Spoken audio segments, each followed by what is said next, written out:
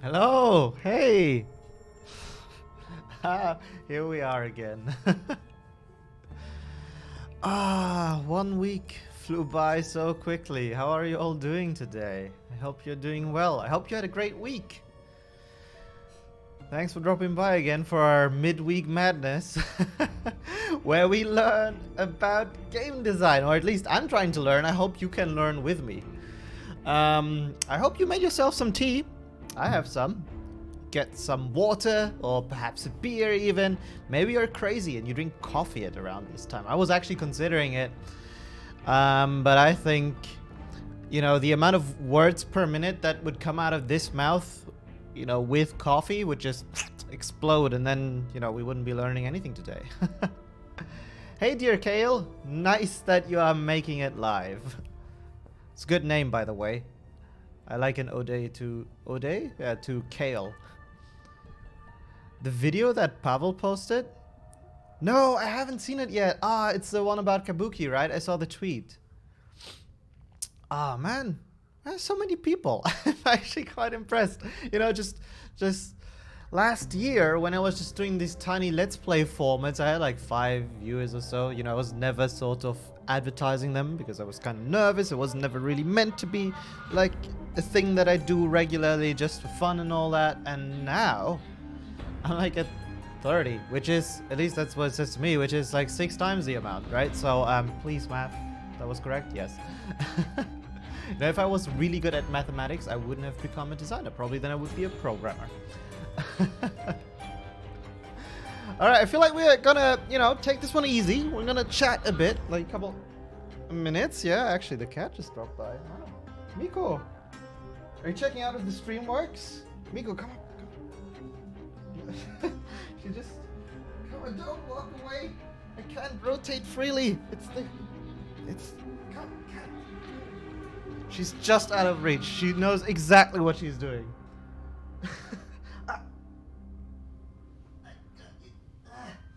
Cat! You can tell she's not happy. She doesn't actually like being picked up. But I must say, she is probably the most forgiving cat ever. I can try to make it a bit more visible. Miko, come on, say hi to the camera. This is probably something that I cannot show on Twitch. Now you see my pants. I'm wearing pants actually. Come on. And then she just walked away. Okay, let me fix my camera angle. It's all meticulously planned out. Okay, see, so this cat, she's having none of this business. But I must say, she's an amazing cat. She's the one that manages all the streams, all the technical stuff. And she's the most amazing cat because simply she deals with all of my bullshit. I like to tease her a lot and she takes it like a champ. She doesn't hold grudges even. Like, I've never seen her mad once. You know, you pick her up, she's upset about it, but when you let her down, she's all about the cuddles again. So, fucking best cat ever. You writing your job application as a video editor to become... Oh, nice. Good luck. Good luck. I suppose you might be working on, you know, stuff like future trailers. Or if we ever did like a, you know, Night City Wire format again, that's where I suppose our video editors come in. Do you know... Hey, Miles. Do you know about Game Maker's Toolkit YouTube channel? They are interviewing with level designer who has a story to tell. Would you consider interview with them? They have 1 million subscribers. Very popular channel. I would love to talk about level design, though I know the channel, but I haven't really checked it out all that much. I'm all for anything that, you know, takes the message and the fun and the awesomeness of level design and game design for that matter into the world, makes it accessible and teaches it to others. So, sure. Every successful man has a cat behind him. I fully agree. I fully agree. You can, you know, if you want to be red, you can either apply, I suppose, or you can change your color in the chat. If you go on the little scroll wheel, or the little wheel icon, there you can change the color of your name. Alright. I hope you're doing great today. I'm doing fantastic. I wanted to come up with like a better word, but I couldn't. Fantastic it is. Alright, time for the first round of tea. That one's on me, guys. And then I'll let you know a bit what we're planning to do today. Mind you, it's not so different than the other times. So last week I announced that my plan would be to sort of continue playing on my own, right? And then we'll do, I suppose, the Clockwork Mansion as the Dishonored 2 finale. Now, as it would go, I actually didn't manage to play almost a single bit during the entire week. That is simply because on the weekend, here in Germany, where I'm at right now, we suddenly had freaking 30 degrees, right? Like 2 days earlier, it was still snowing. And I'm not even joking, it actually was. So there was no chance in hell I wouldn't go outside, right? So I went outside, had a nice walk, of course all pandemic conform, right? We had the mask and everything, social distancing, and it was splendid. It was so good. So that basically resulted in me making almost zero progress in my playthrough, hence us not getting to the Clockwork Mansion just yet. But that just translates to us doing another week of Dishonored. So my plan now is, and I feel like it might actually be good even in the future, to hang out on one game if it's long enough, like for 3-4 streams, right? So we can really dig into it, see a couple more aspects, also see if the quality is consistent, right? There's one thing about making a fantastic beginning of the game, right? But then sort of upkeeping that quality and polish all the way till the end. That is indeed a masterful feat, one that many game developers struggle with, and you know, it's something that shows like a lot of high degree of great planning. You know, that is of course important also when you make games, because they all have to be made nice. I played the game sorry, I was just... Subnautica. No, I haven't played that yet. It's one of the games I actually really want to play. Subnautica as well. I know there's like an expansion or something coming in, so I'm curious to check out the base game. And yeah, I heard that it has, you know, a horror vibe simply because of the you know, is it not thalassophobia, the fear of the ocean? All that stuff. So I don't know, it might be too scary for me, but we'll figure that out. Oh, okay. So one more question. Hey, Fotikos, nice to see you. Hello, Noyakas. Nice to see you. Pavel is also here. Pavel Sasko, the man himself, has joined the channel. Feel free to cheer. Not the Twitch cheer, but like actually, woo, you know, him, because he's fucking awesome. Thank you for stopping by. Now, one question that was asked, which I thought really interesting, because I had this moment at the virtual office today, right? So the question is, I wonder if there are physics graduates in the gaming industry of CDPR. Now, of course, like, you will find people from the most different backgrounds. There are very few people, much like myself, that have only done games and nothing else, right? That's sort of where I come from. But then I learn about these amazing backgrounds that my colleagues have, and it's consistently mind-blowing. I know, for example, one of my dear colleagues, his name is Mariusz Kubov. He's one of our quality analysts. He used to be a doctor, right? Like a medical doctor. Then I know, for example, I learned today that one of my fellow level designers, Natalia, she apparently used to be a lawyer, right? Which is so insane. Like, how do you go from being a lawyer to becoming a game developer? And of course she said, like, you know, I hope she doesn't mind, you know, I guess she doesn't watch this, but I hope she doesn't mind me telling this, like, that, of course, she thought game development was the more fun thing to do, right? Which I personally can wholeheartedly agree with. I cannot imagine myself, you know, as a lawyer for various reasons. One of them is also that, of course, I don't have the qualifications. And I know, for example, Pavel Sasko here, you studied psychology, right? And I know one of our other level designers, Andrzej, who still, I mean, he's been with us for a while now, but he's, I suppose, our youngest member in the level design team. He used to be an architect. which actually for level design is fucking amazing basis, of course, right? For reasons that kind of are obvious, right? If you work in level design, having some knowledge about architecture is important, and if you were an architect, holy shit, even better. So there's, this is a cool little thing. While, oh man, I don't know if Anjay is still a junior. To me, he's a specialist at very least in my heart. And even though I still learn a lot from him on almost like a daily basis, the knowledge that this guy packs and brings to the table in terms of architecture and how that can enhance designs of me, who's supposed to be a senior level designer, right, is so cool. It just goes to show that if you're able to bring a unique skill or a unique profession into the job, it is all the more helpful, right? Because there's almost bound to be some sort of application for your knowledge somehow, right? And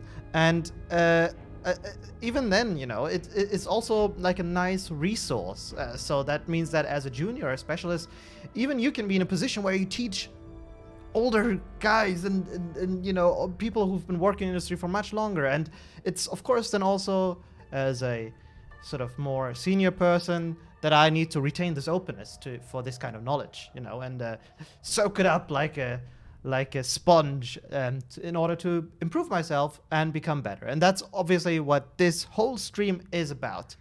And so I'm loving it. It's fucking great. One of our oh wow, is a butcher by education. Holy shit! See, I hope he doesn't bring those skills into the job though.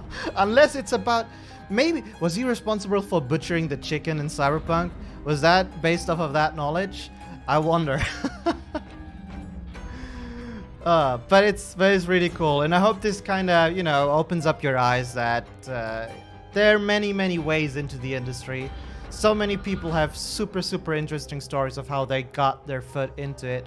And if you're in any way ever thinking, oh my god, I want to work in the industry, and you feel like it might be a hopeless case to join the industry and do stuff, no. There's ways you can come in. Age isn't even a defining factor. I know of people who've sort of started, like switched jobs in their late 20s and became successful designers or artists. So it's all cool. It's all cool as long as you love making games.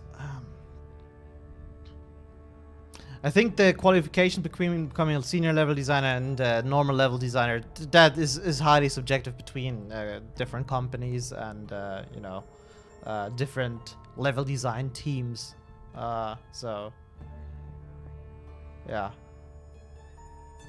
So they can steal original Gwent cards tonight. Okay, all right. I think we've reached the topic of Gwent.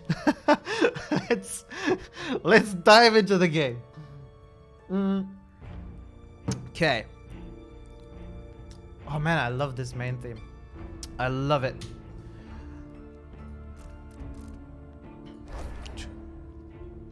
Also needs to greet people. Is there the...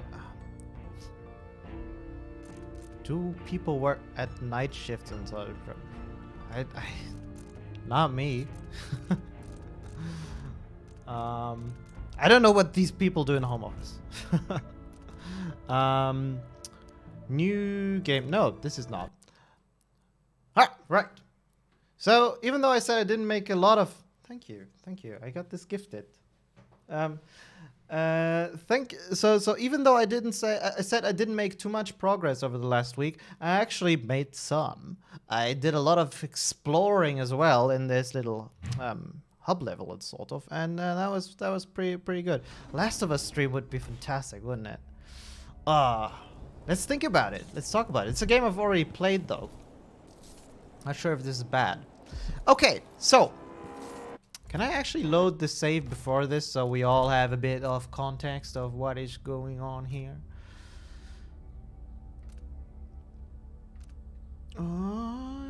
Wait, where is this? That's in this. Let's see if it's this one. I make a lot of save files. The Addermeyer Institute of Infectious Disease. Alexandria Hypatia, chief alchemist. Once it was a solarium for recuperating aristocrats. Now it's a place of alchemical study. The crown killer's taking lives in my name and has to be stopped. It's my hope that Hypatia can explain. They say she's brilliant and altruistic. Well respected across Zirconos. Alright. So, we're trying to hunt down. That's the Monster Hunter jargon. Suited for people like Geralt. We're trying to find this alchemist, right? This doctor on this island. And I realize two things. First off, I need to change the stream description. I don't have people to do this for me.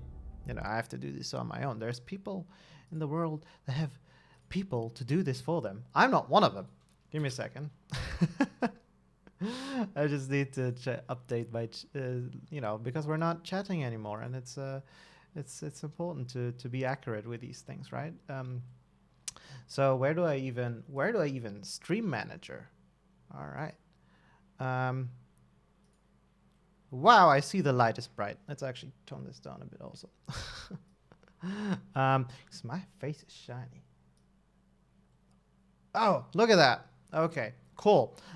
Stream description. Where do we go? With stream info, we're now a category. So why doesn't it save the tags? So maybe level design, right? We're trying to build this game development. Cool. And we're switching to Dishonored, I suppose. I'm still wondering if this should rather be, because I mean, we're playing the game, but we're also talking about, you know, like what makes it. Should this be rather in the category of podcast and shows and stuff like that? I don't know. Maybe you have a hint at what it should be. That is updated now. My camera isn't bright as the sky. It's Streamlabs that I'm using, and I'm pretty sure I can also update it straight from Stream. Yeah, at the top. There's a thing I can press. Okay, whatever. Just chatting. Okay, we're still chatting, Nermian. We're always chatting. Okay, and then what I wanted to do, which is really important, of course, I need to start the recording. So that was this button, I think. Oh, yeah. All right, now we can play.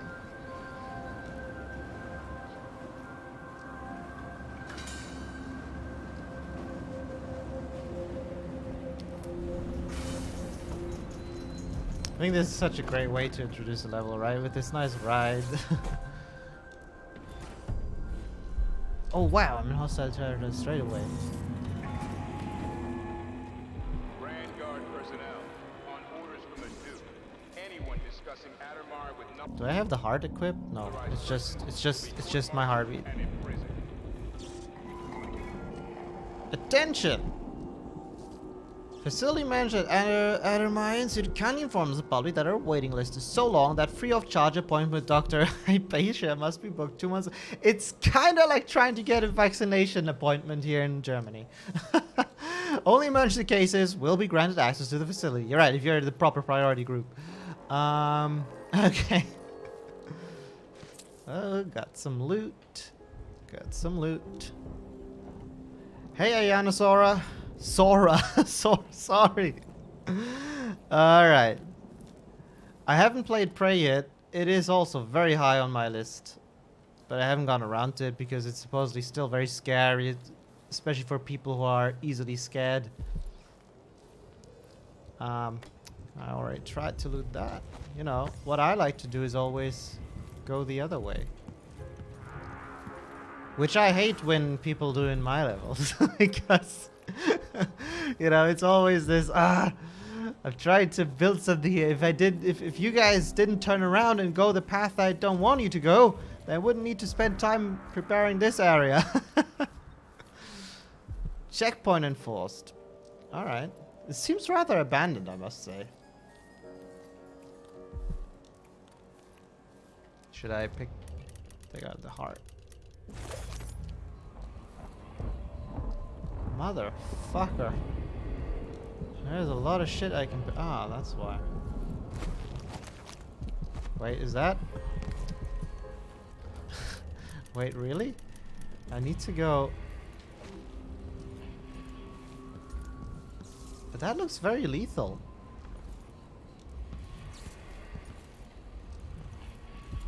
Wait, how am I supposed to get down there? Oh. Alright.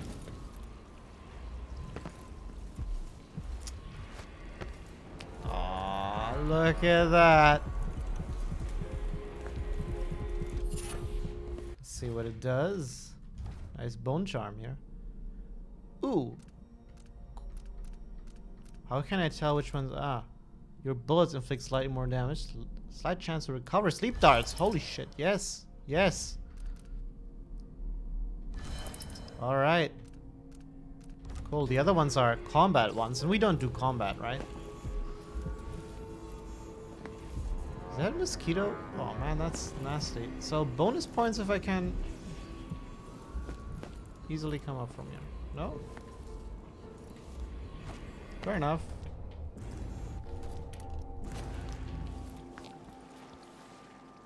Man, this looks amazing.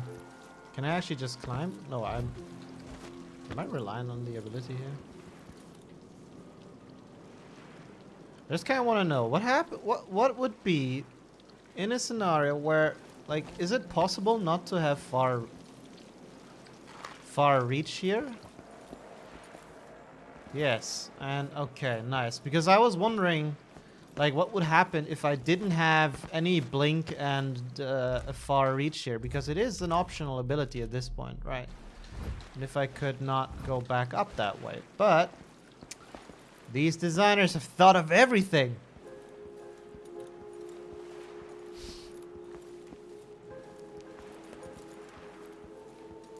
Oh, I didn't know you can actually just refuse and not get them at all. Oh, right, you can when you don't go with the outsider, right? Yeah. Is there any bonus to that, or is it just more difficult?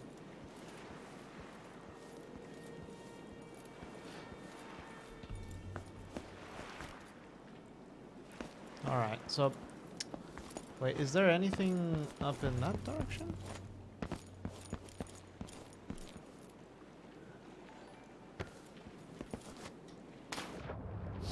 I'm testing the boundaries of this, guys. Oh my god! Oh, it's the things that eat me. It's these fish. Ah, I hated them in the first. Whoa, holy shit! They deal a lot of damage.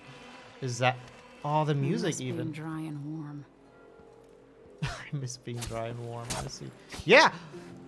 What? That's pretty cool. It's pretty sick. Pretty sick. Look at what I can do with one sword strike. Interesting. Interesting. Okay. Cool. I suppose that's how they're keeping me in check. So what I'm doing right now, we would kind of call destruction testing. You know, being a destructive player.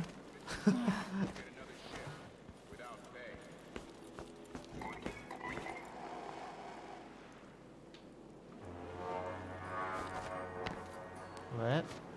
That sounded awfully close. Ah, nice. You can get an achievement for playing the game in a more difficult way. I actually kind of like that, I think.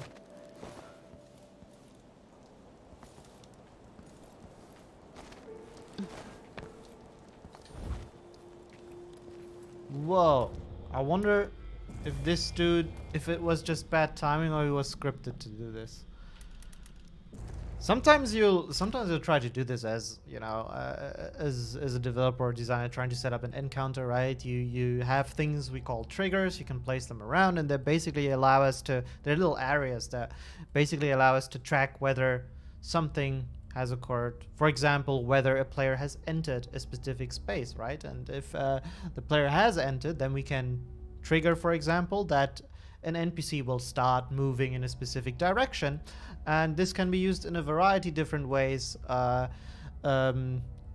example, like here, to create a bit of a tense moment, right? If provided that this was scripted, right? It doesn't need to be. It can be that he's just on patrol and I was a bit unlucky. But it can be used in a way where, you know, you want to create a bit of a tense moment. So as you approach, you have a dude turn into or suddenly start walking off or something, right? And that can, you know, shock the player a bit. But you always have to be careful not to make it in a way that the player can, you know, easily get discovered, right, or fucked over, because it will feel unfair, and that might not be nice. I remember I have. Back to Dunwall. I feel so bad. I haven't seen the kids in 2 years. I really like this. I have seen some people in this oh, what's the name of the city? Something with K. Talk about how shit that place is, and then this guy is upset about going back to Dunwall, but for different reasons, I suppose. Not because he thinks it's shit, but rather because he has some kids there that he hasn't seen, and I suppose that's difficult for him.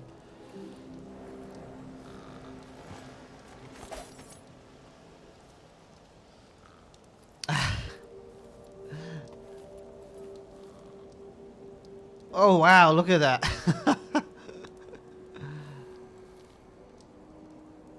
Yeah, I like the hand motion a lot as well, Hellfighter. You know, I've mentioned last time how I think this sort of switching of the stance is also such a clever and great way to imply whether you're in stealth mode or not without actually having to rely on any UI. And it feels just so good. Okay, why am I... Oh, this building looks really particular. I could have used... Could I pick this up? No. Wait, I can't pick this up? Oh.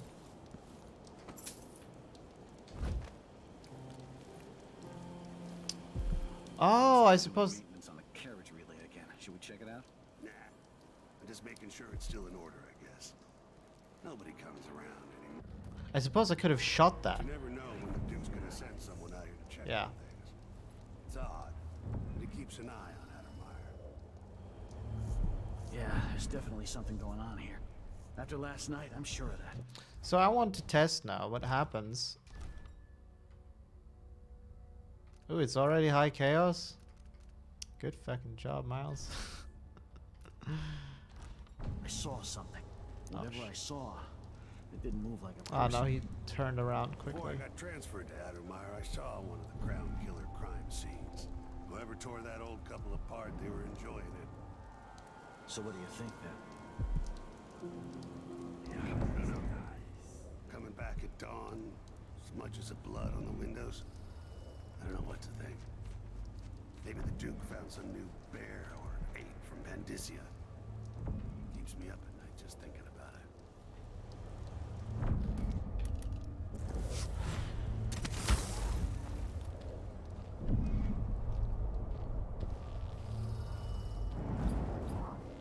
All right.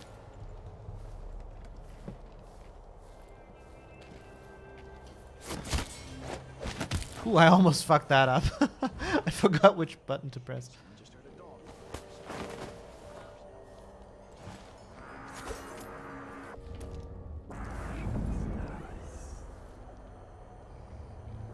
Man, if I had been discovered again because I pressed the wrong button, I would have been so upset.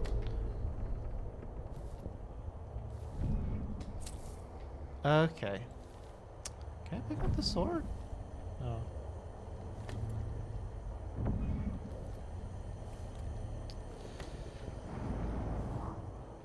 Alright, okay. Alright. I really like how they set up this little bit of exposition for the Crown Killer, I suppose. You know, he doesn't move like a human and all that. Makes him a bit more threatening in my mind. Bit scary. This is really... Karnaka was the name, yeah. Like a stocking without a leg. That's what. Nothing. Worse than nothing. I love these statues.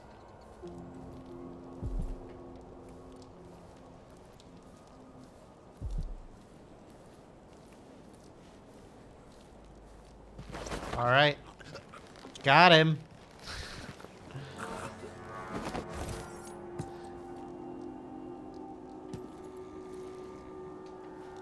Did I miss one dude or something? Is there like Oh no, this is this section. Okay. Press and hold to turn a crank wheel. Some crank wheels lock when released or when fully rotating cam. Huh.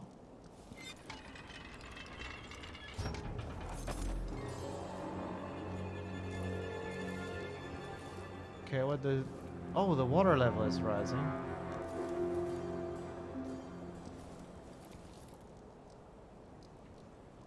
Okay.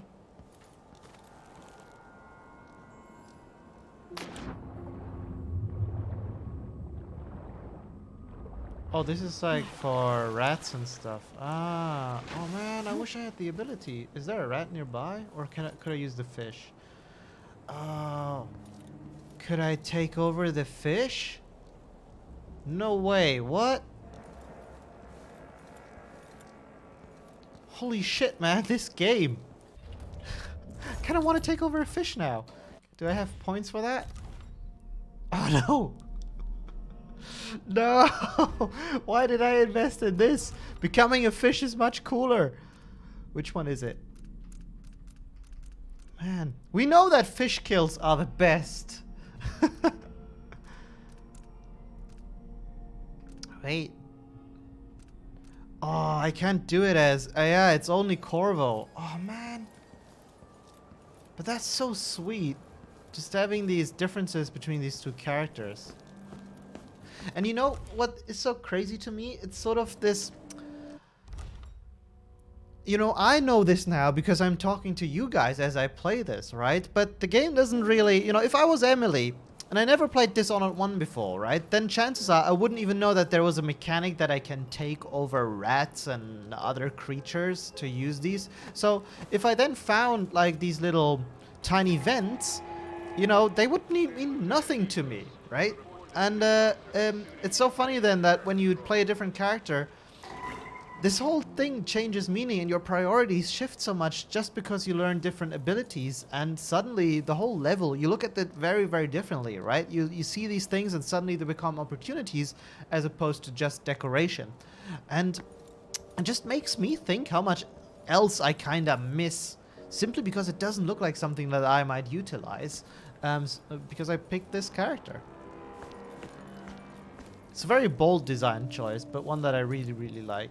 It instantly, you know, I don't really replay games often, but it does make me want to in this case. This city is a place of riches. It kind of makes me wonder. I'm not gonna go for all of these bone charms. I think this is gonna be too insane time-wise. It kind of makes me wonder if there might be some value in replaying the same section again as Corvo. Ooh, crossbow bolts, of which I have plenty. Okay.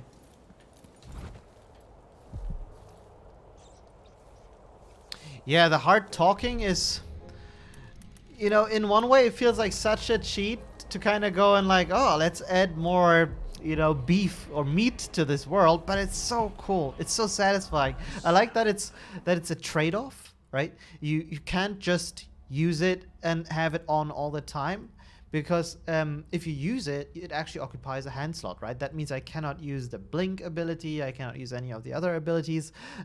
So it's a very sort of strategic choice, very conscious choice I need to make, but at the same time I really want to use it because it has so many custom, you know, voice lines, and that adds so much weight to the game. And I really love how, you know, you can even use it on random NPCs. Can you do it on corpses? Can you do it on corpses? Where's the dude I just... He wanted to keep her. So he told her fiancé a great lie about what she had done. See, and suddenly I don't feel so bad about killing that guy. So, you know, it's like such a nice way to humanize even random NPCs. And it, you know, I'm saying such a nice way because it feels really, really good. But I must say, that's of course like a thing. Oh, someone was saying something. That's of course something that's not super cheap, right? Writing these voice lines for all of these characters. I wonder if this is randomized, or if they actually went through the effort, the insane effort, to to kind of go, yeah, this dude has this voice line, this dude, you know, which I suppose would mean that at some point they would go, okay, we have like 30 enemies in this level, so we need 30 unique voice lines for each one of them. And then someone would need to write that, and then all of these lines would need to be translated into different languages. I don't know into how many voice language or dubbed versions of this game there are, right? And then all of that stuff would need to be recorded and implemented into the game. And you can imagine that, you know, suddenly, even just adding one voice line becomes quite a bit of work, right? It's not like, let's add more text and more dialogue and all that stuff, but just simply if you take one line, multiply it by the amount of languages that you are featuring, right? And then have to consider that all these languages might need to have a voice actor for the heart, right? And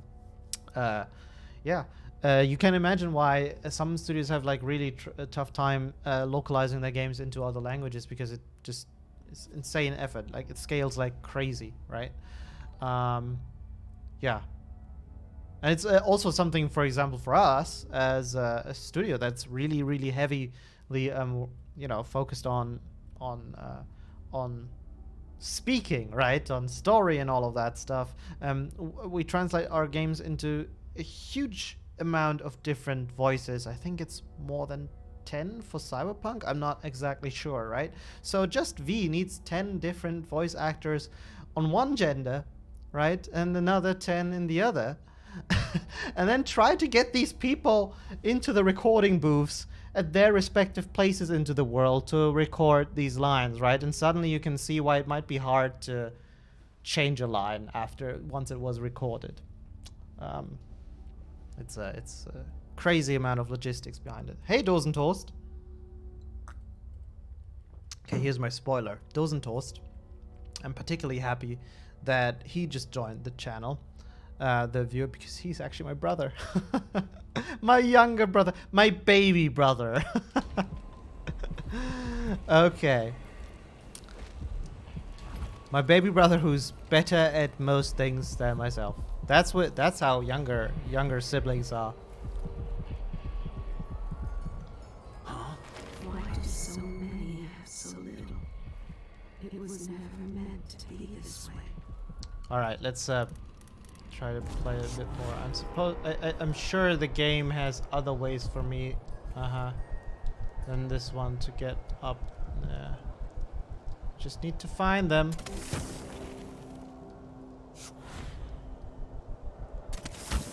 And I love this, you know, once you start thinking about it, you start looking, there's something. All right.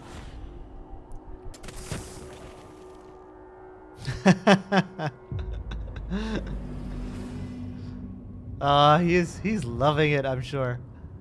Look at this. What happened to this? I thought this was like a hospital. Or like an alchemical institute. Why is it so fucked? Suck. One useless suck.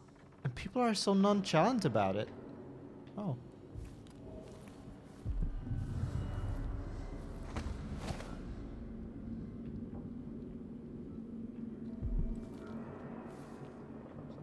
Something stinks around here. It's not my job to clean up.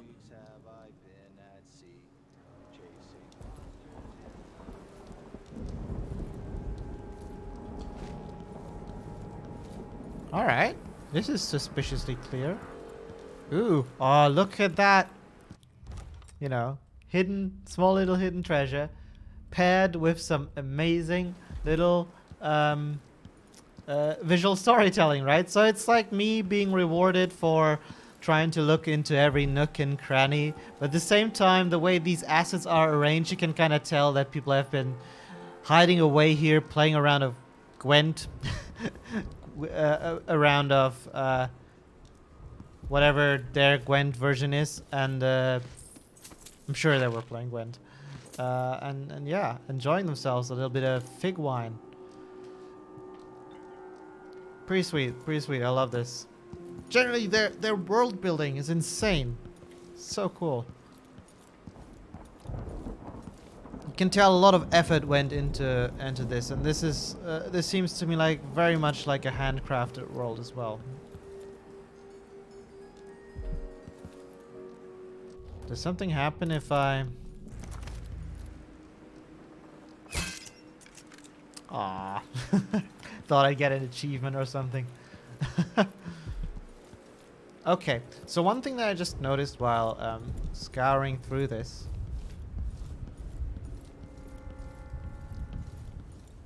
By the way, one question. So I'm playing this a bit differently now. You may have noticed, right? So I'm actually doing a bit more actual live commentary. I'm still recording this, and I figured that might be like a cooler way to sort of have more of the game dev style in there, as opposed to just me playing it like how I would play it, you know, and probably being a bit more quiet and then looking just at the recording. How do you guys feel about it? Since we're kind of still developing this together, right? Should I rather shut up and just play? Oh, look at that! I found something cool, and not talk so much about the game stuff, or do you want it to be more organic, right? Slightly biased here. Notice this. Okay, so let's try this for today, where I'll just try to do a bit more live commentary, and then we'll go through the recording later to take a look at, you know, maybe there's one or two things that I missed, or some things that we want to dig in deeper on, and you know, we'll stay flexible about this.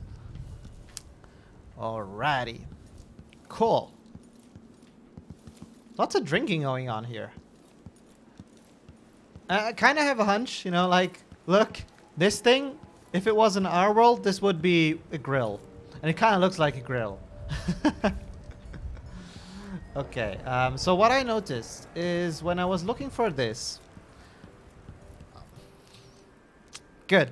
I was testing you all. I was trying to figure out if you saw this and... right? So I was talking about this thing. It looks a bit like a grill over there. You passed the test. Good job, guys. I see you're still paying attention. Okay, so what I noticed is actually that, you know, while I was... What's going on here? Have we found a gap in the meshes? I think we have. What is this light shining through from it? No, I think the meshes... Yeah, you can actually see that the tiling here isn't all too clean. Guys, it looks like we're having a rare glimpse into the behind... Wait, this world isn't real? What? Yeah, these things happen. And, you know, especially... yeah, you can actually see that the tiles over there in the middle. I don't know if you can see with the resolution, but it's not entirely clean. And actually, it connects all the way to the top, right? Here. So either it didn't snap properly, or... this is just generally misplaced sometimes. Sometimes, you know, in the way these things are built, oftentimes the environment artist will build these sets, right? And you can sort of connect them together. They snap together, and it's super nice. It's like a luxurious Lego kit. But even with Lego, right, at some point you reach the limit of what is possible to build and what you want to build. And then, luckily, designers and, you know, artists can try to get a bit more creative and try to use their meshes in a different way. You might scale them a tiny bit, right?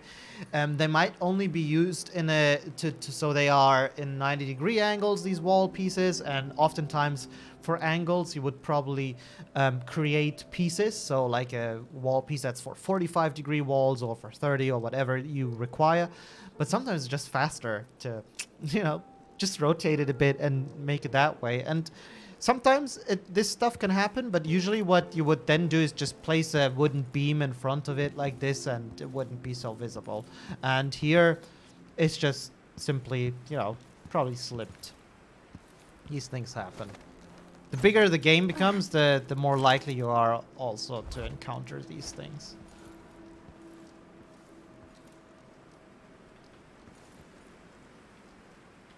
So yeah, anyway, my point was I didn't see that thing, but I saw this, right? It looked like a...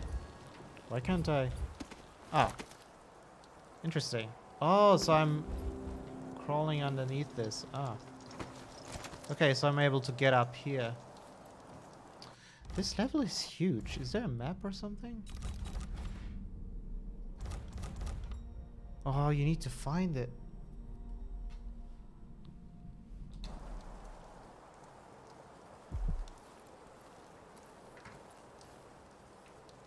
Medicamentos, of course I notice gaps in meshes, and trust me, I'm aware of all of those too, right?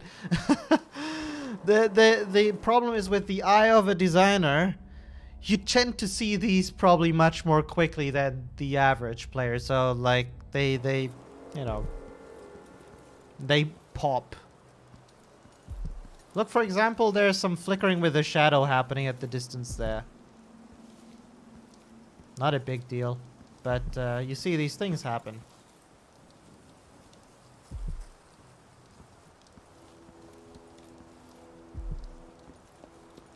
Man, I feel like I missed so much just by going up here already. But at the same time, I feel like I'm discovering something. I'm torn. You have an optional quest with a marker to find the map. Oh, let's try to do that then in a second. But okay. What I need to find out though is if I can look through this thing. I can't. Sorry, I have to. Probably have to sneeze. No. Oh my God, it's like this. The sneeze. It's right here. Hey, I learned once, look into bright light? No, I don't know. Well, that just made me blind. Okay, how about I drink something out of my slightly branded cup. Mmm. Mmm. Oh, this is cool. And it doesn't really give me anything other than me being happy that, you know, it also mindful that I can actually do this. Wait, didn't I have like a... No, in the first game, right? Oh, yes, I do.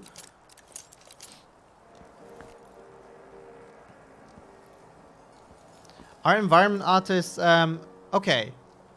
So there's several ways in how environment artists and level designers and all these other disciplines interact when it comes to the asset creation. And it also depends on the studio, right? For example, at the studio I work at, most of the time I don't I don't really spend any time actually having to create 3D meshes, right? But I'm very well able to make requests if a location needs it. I'm just putting them together, so I basically get my Lego bricks made for me, which is it's really good. It's really good. Wow, I'm now on this rooftop. Okay, let's try to get the map. That's Wait. the watchtower. What? That's the watchtower? Oh, this one.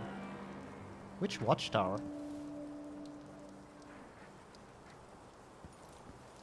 Okay.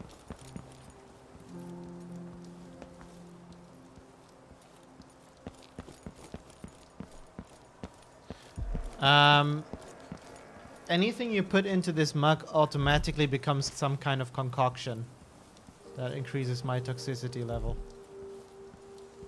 You make sure she stays. There's just water in there, trust me. Oh, What's the matter? You saw something?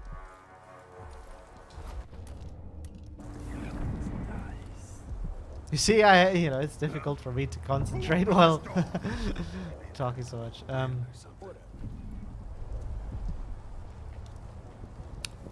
Oh no no no no no no no!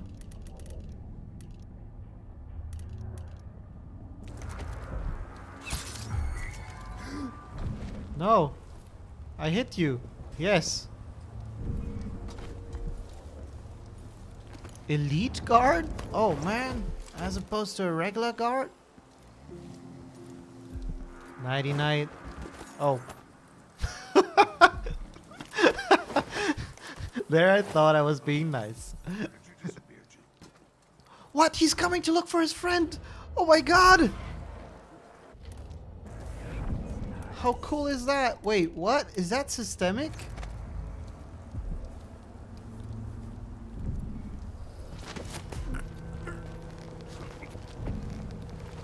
It, you know, this is also like an interesting thing to take away. You know, even if this wasn't systemic, meaning that this wasn't systems interacting in a way like it might very well be that they actually have the system set up so that the NPC will recognize that his friend is missing and then will go out looking for him, which is super, super cool. But even if it wasn't, right, this guy might have just reacted to a sound that he heard, walked over to where I am, and, you know, started looking for, you know, where did you go to, might have been referring to me, you know, like, where did you, who I thought I heard, run off to, right? But what happened in this moment, like a narrative formed in my head, right? Like, to me, this guy was looking for his friend, and ultimately it doesn't really matter how you achieve this moment, as long as you get there somehow, right? Of course, having good systems is super, super cool. Is of course much better than, you know, like relying on sheer luck of circumstances like this happening. But it's kind of beautiful when it clicked like that way, right? Wow, man. Interesting. I wonder if he genuinely was. I feel like I want to test that. Do we want to test that? This is the moment I opened the door. No, is it? No, it's 38, so that's like way past. This is also like 6 minutes ago. Alright. Sorry, I keep forgetting that. I'll do this more often, the scene switch. Because I think it's kind of better to talk. But I will remember this. I'll learn it. Sorry. Promise. Man, and then I could have walked through and I could have blown them up. That would be good.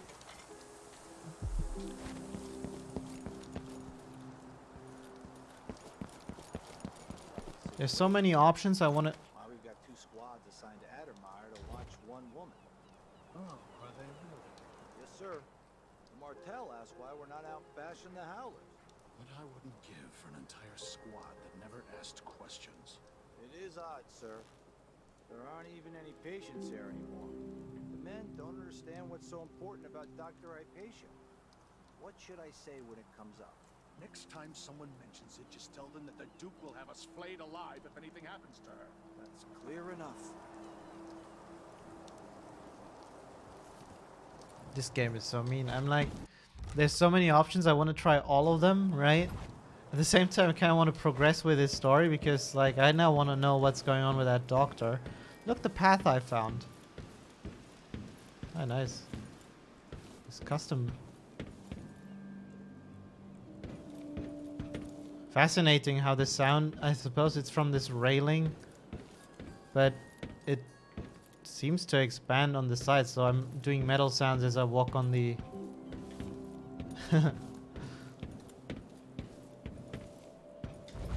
Oh no! I'm sorry. This is not meant to happen. I'm not here to expose these things.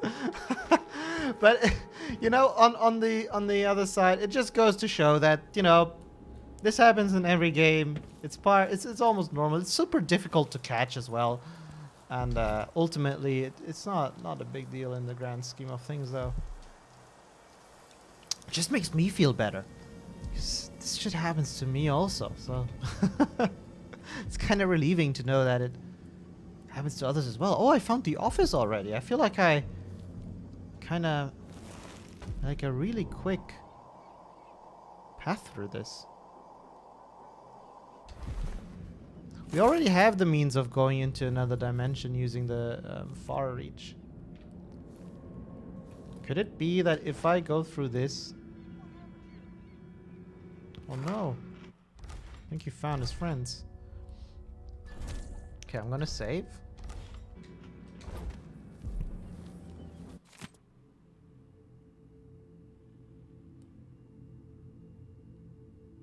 Oh, there's a letter on the door. I'm not sure. Dr. Alexandra Hypatia won't be working in her office today. She'll be in the recuperation auditorium instead, which is locked. Of course. She's not to be disturbed. In her office. Key is in the office. Another thing, the janitor Hamilton is to remain in disease treatment until I interrogate him and decide on his fate. We've got him locked up in a little plant conservatory there. No one is allowed to speak to him or even... I want to talk and speak... I want to speak to him. Got the key. Does this office tell us anything about this person? My marvelous eyes on Hypatia. Do those closest call you Alex? How valuable you are to me to suck on us. What would we do without any of your most prominent natural film? Keeps me awake at night. Oh, what a free exposure. So you see, that is why I have arranged for the Grand Guard to keep an eye on your offices at Adamaya. For now, okay, she's doing some fucked up experiments. Of course she would. Oh. The blackouts are worse, and my dreams have taken a turn towards the disturbing. Even rest eludes me. Duke Bell seemed overprotective at first, but increasingly, I'm a That's such a cool detail. Look at how the voice audio is slowed as well. soldiers stationed here.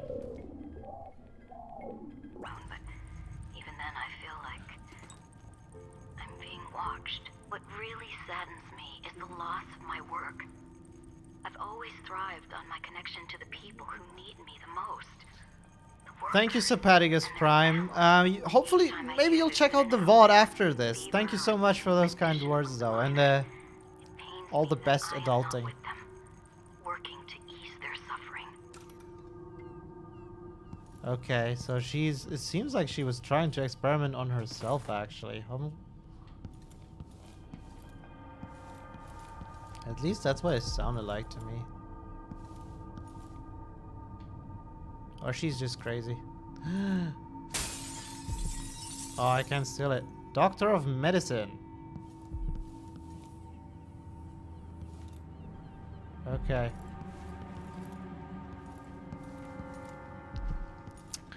Oh, what? What? Exactly!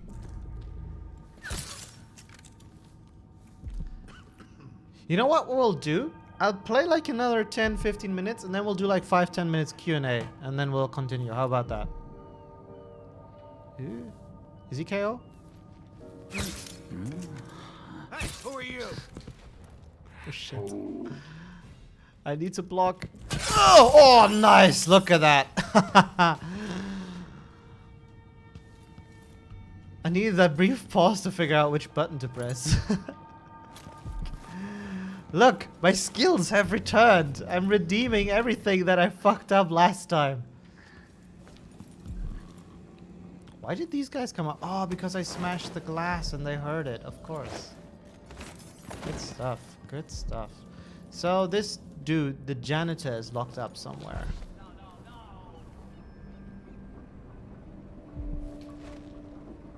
What?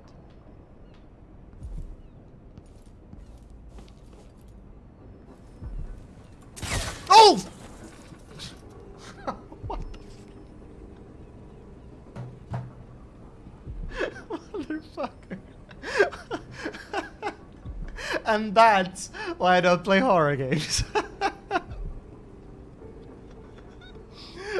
As I was walking up this staircase, I'm like, oh, I wonder what that is, and boom, I get fucked.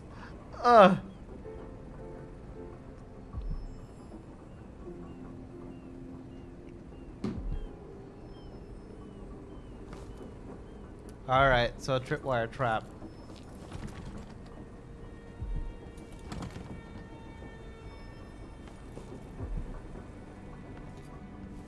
Okay.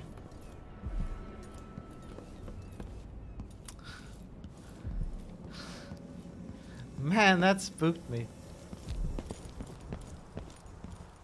Ah. There we go. No! Oh, maybe.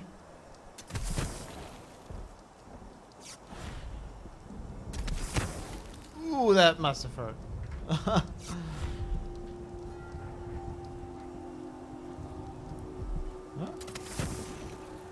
Oh yeah, oh yeah.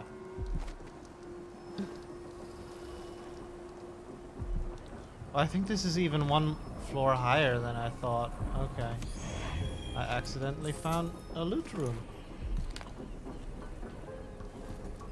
I thought I could get into that locked off room. But you can actually get to the top of the elevator. Nice. Oh, that's such a cool little thing. Isn't that just nice? So, but I can't get into that room underneath from here, can I?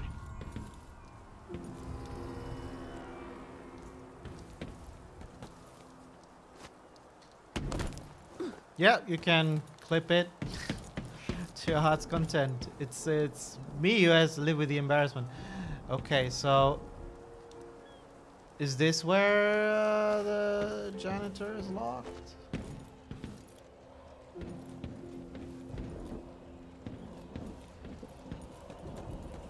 Or is Hamilton the janitor and that he's locked into his room?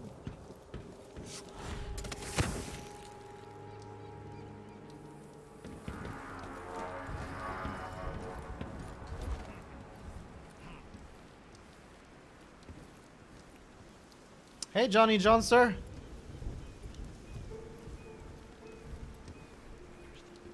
Deutscher Kanalname? Ah, it's just my nickname. No, too far away. Of course. Otherwise, we might have had a few minutes of excitement. At least we're not down in the mines, I suppose. We were born to be bored to death, like our parents before us. It's a curse. All right.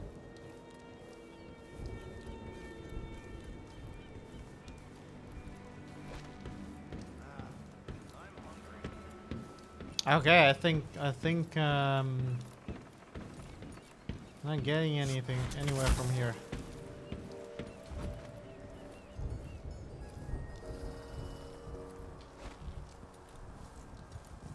Okay. Wait, I kind of didn't go into this room, right? This section.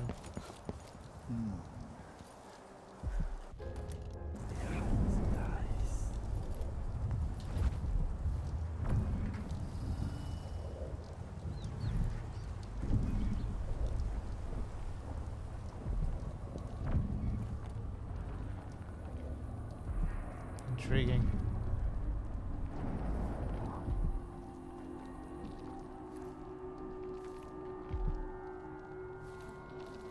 Now, what is this place? Yeah, this level is huge, isn't it? And right now I'm not even... Oh, it's a rune. Right now I'm not even spending any time trying to, you know... do the mission. I'm just exploring. Having a great time, by the way. Oh! It's the shrine. I so enjoy watching history warp as words pass from the lips of one to the ears of another. Yeah. Imperfectly formed, half understood, poorly remembered. In the years to come, the story of the Crown Killer will be twisted and bent, hammered like soft metal. By some accounts, a monster that had to be put down. By others, a victim of treachery, preserved because in the end, you found another way. But you'll always remember the truth, won't you? Your truth, at least. Yeah, Kelly-kun, I was thinking that we should look at it. Man, you know, one thing that I want to say to this regarding the size of this level and me circumventing this main building so much is that a lot of the work that is being put into here is put in a way that the designers are clearly okay with the player possibly missing, right?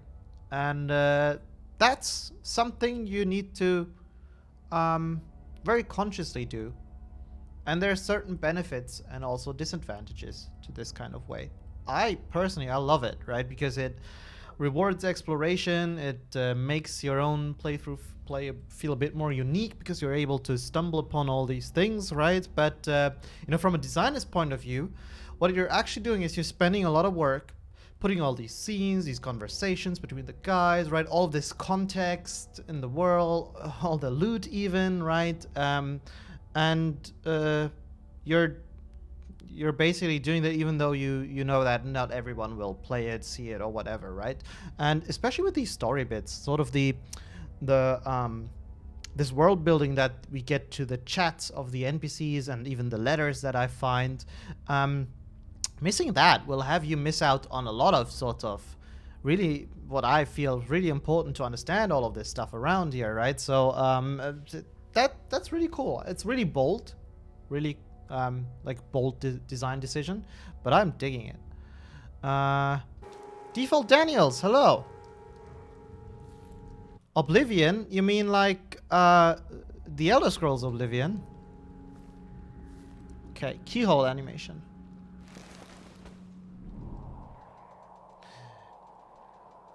Yeah, isn't it? Actually, you can see my hand clipping into the frame a bit.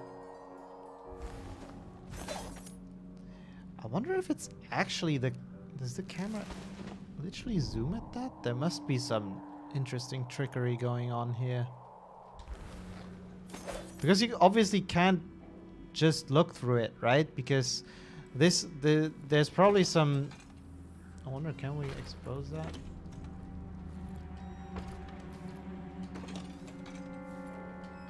No. Huh. This is just really cool if you think about it.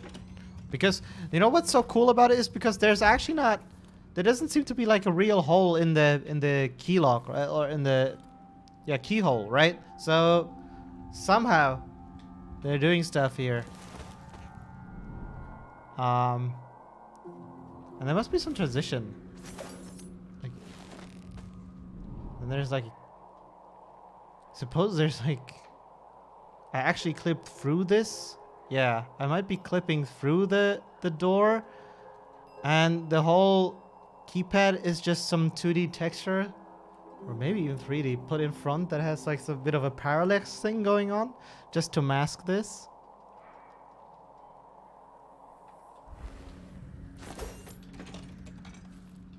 Alright. I can't even look at one door. I can't even look at one door without you guys going, shut the door.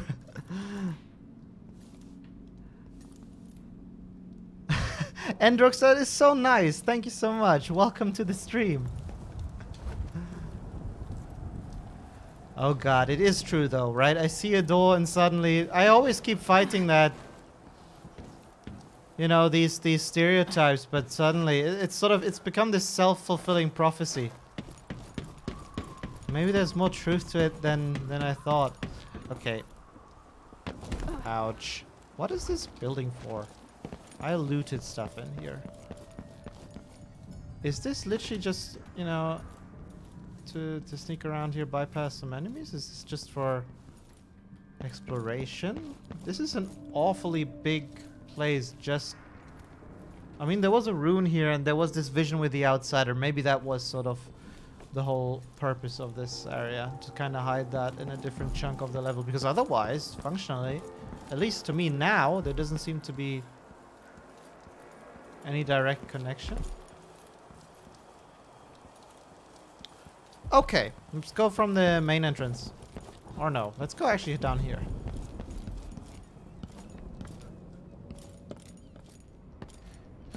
Matthew 1800, that might actually be very well what's going on. It's just hidden very well. Kiss the outsider's balls for luck. Kiss the outsider's balls for luck. I'm not sure.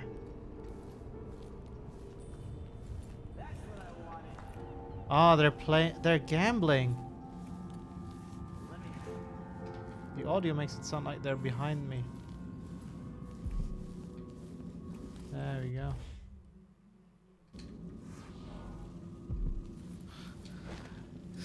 Nermian delivering the doors, man. The weather forecast promises us a nice amount of sunlight tomorrow, so we encourage you to bring the patients who don't have an appointment for a luminotherapy session out onto the terrace. Use wheelchairs if needed. We only have so many more tanning boxes, and considering how expensive they are, we won't be getting more anytime soon. Nor will the broken ones be repaired. Sorry, so let's have it. Okay, alright. Nice, luxurious sunlight. It's kind of how I felt last weekend. Man, I kind of want to find this dude they locked away. I think that must be in the room upstairs, but I don't know where the key is. It might be... The note probably... I feel like... Oh.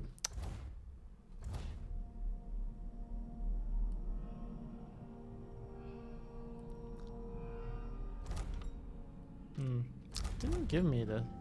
Pretty sure I could find it. I've been dismissed. That's how they put it. Like, I just brought the tea and I could take my leave, and me the fool thinking I'm getting an after. My face turned a shade of crimson when it said I was never. Never. Okay, so they fired her. They closed down the hospital. I must have done something awful to deserve such ill treatment, but what? No, I'm not voice acting. I'm not voice acting. Didn't I always support her? Didn't I do all she asked? I did leave that vial of medicine on the counter and got spoiled, but that was over a month ago. Okay, so she doesn't know why they got fired from this place. They shut her down. Ooh. Let's use this. What? Oh, it's for the rats. Nice. Why would I need rat access here? Bone charms.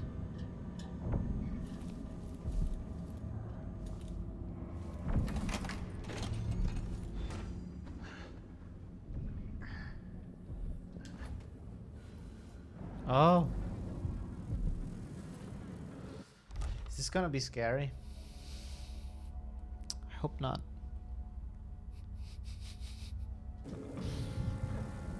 So far it's okay. It's these things, we know how to deal with them. This is twisted. By the way, I missed a lot of stuff. I know in this level. It's probably worth replaying and finding the stuff that I didn't miss, that I missed. Bro. Oh.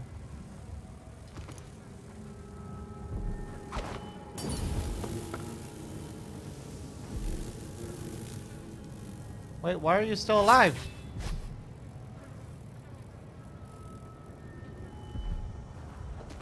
Is there more bottles? Yes, there is.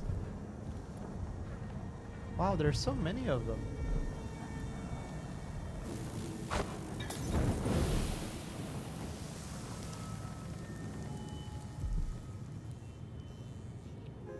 What the fuck? This is where she is? Chloroform bottle? Gases. Okay, they're immune to that shit.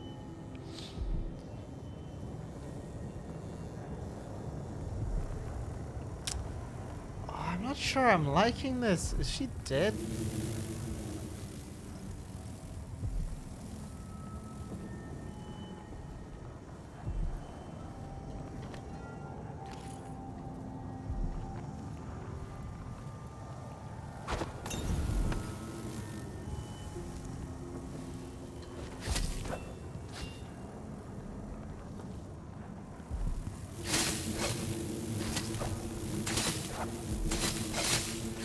Die!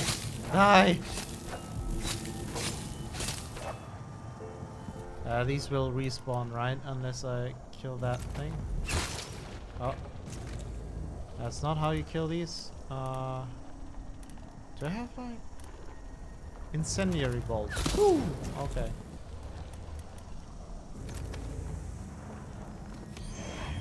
Nice. It gives me a rune to power up before boss fight?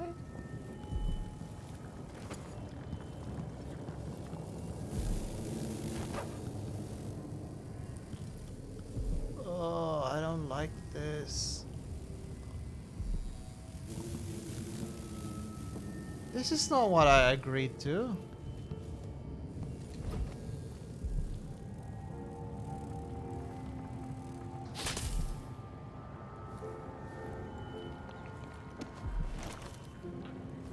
This is not what I agreed to at all. At least there's lots of these guys.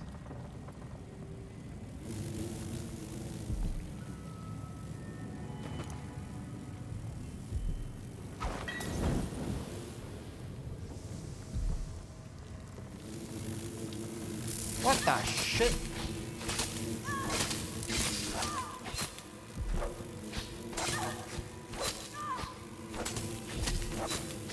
Where the fuck are you guys coming from?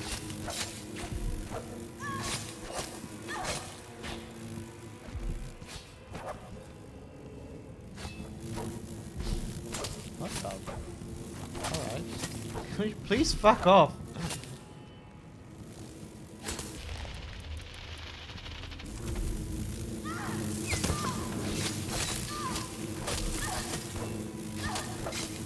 I think I'm dying.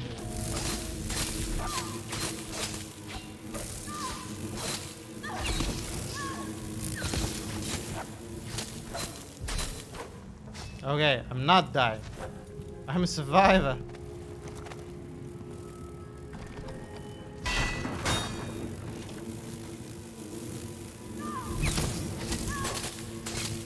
Alright, fuck it. We're just gonna kill. We're just gonna kill. We're not doing this. All of you can fuck right off.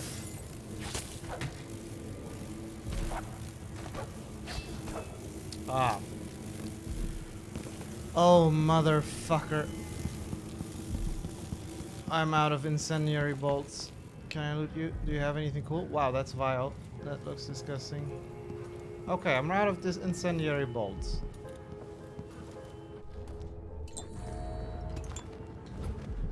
What the fuck? Ugh. Oh, that is vile. Okay.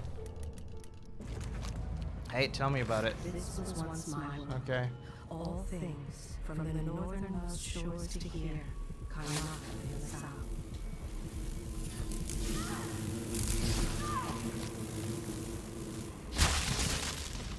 Oh, I can also destroy them by hand. Nice. You know, at this point, might as well. They're actually quite easy to handle once you just decide to kill them. Tanning box. That's a tanning box? I mean, yeah, okay. Kinda makes sense. Alright. Solarium schedule. Nice. 2 hours? Holy shit, man. That's a lot of time.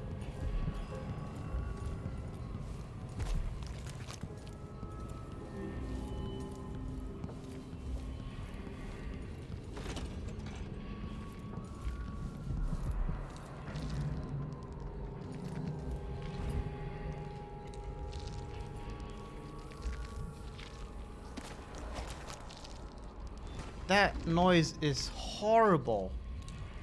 I've gotten something under my fingernails again. What was I working with? Iodine. Oh, hi, Fabian. I'm tired. No, talk about the person.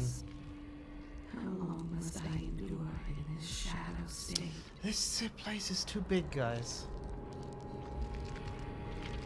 An alchemist dedicated to the diseases afflicting the sailors and mine workers. But her mind is troubled. There's something wrong here. There's something very wrong about this.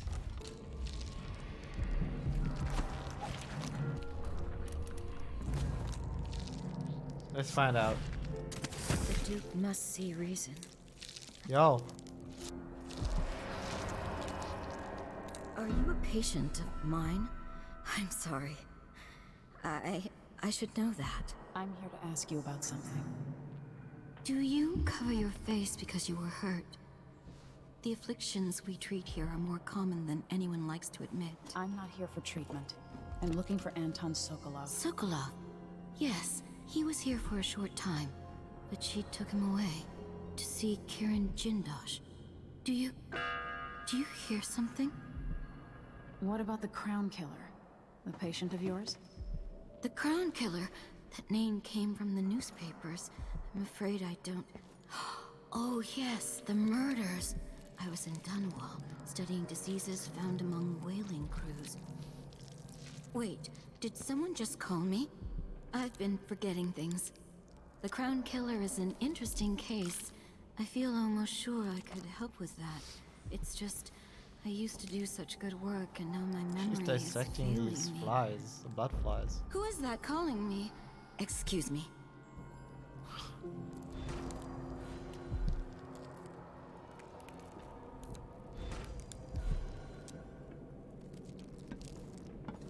Coming back to the Institute after my trip hasn't relaxed me as I thought it would. My sleep is disturbed. Okay.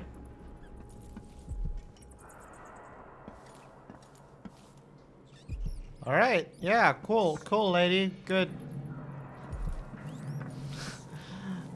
Did you notice there's this transition where suddenly I went from analyzing the game suddenly being in the game? I wonder when that happened. What the sh? Come on. This is not how you practice your barber skills. Oh, man. Alright, I don't even... What the fuck? He's still alive.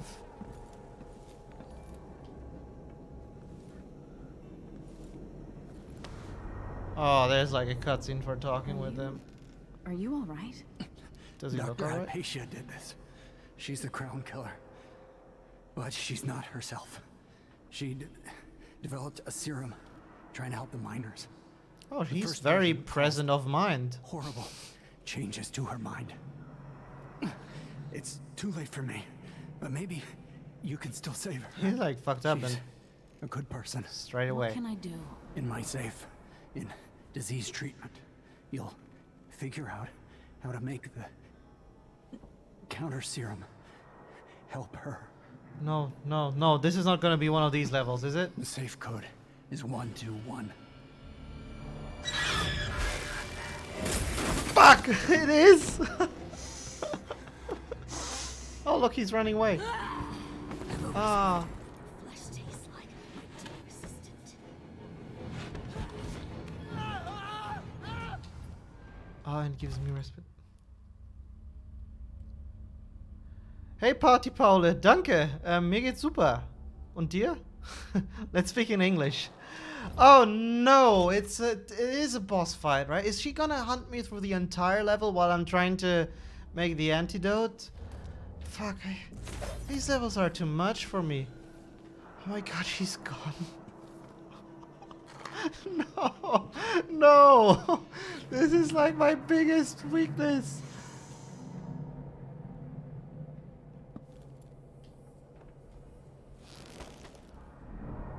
Does time actually continue? Yeah, it must. Well, oh my god, she could be anywhere.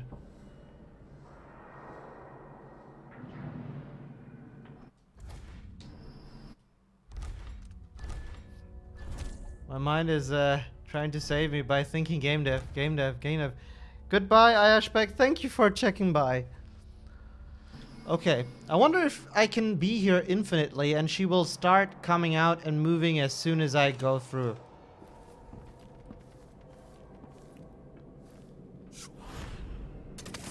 She's gone. What happened? Right, she's...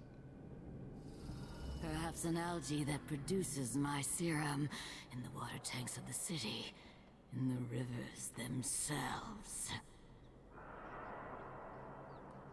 She's up there.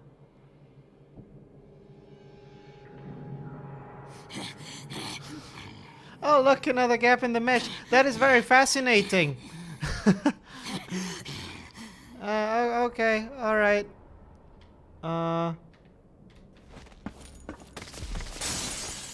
Oh, that was not what I wanted to do. That was not what I wanted to do at all. She's still up here. She's still up here. She's over there. Okay, okay, They okay. should have let me take the Vice Overseer. Exactly. Exactly what I've been saying. Coward. She's the Crown Killer. Interesting. I kind of imagine the Crown Killer to be a bit more, you know, intentionally murdering people. Where I need to go?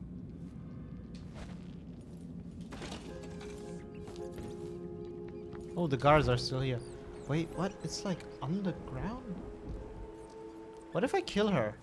Could I kill her?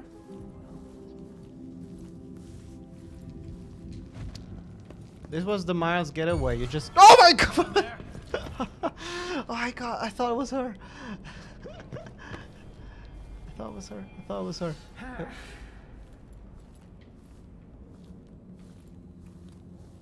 Nice. Nice. Dentistry.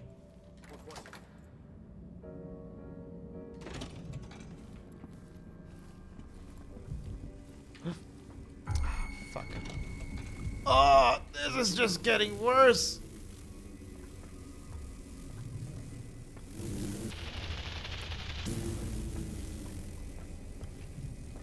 I'll help you look around. I don't like that. Oh, he's coming down. Oh no. Oh no, this is all really bad. Okay. Chaos it is. Later, I'll be last. You're surrounded. She's walked out. No! That was... Oh my god. Oh no. Oh no. I died really quickly. Okay. Okay, so... Let's do the Q&A bit for a couple of minutes. Because I died. Ah. Okay, that was pretty stressful. It wasn't as bad as I thought it would be, though. All right. Anything you notice in particular you want me to talk about? Like, actually, let me go through some of the questions.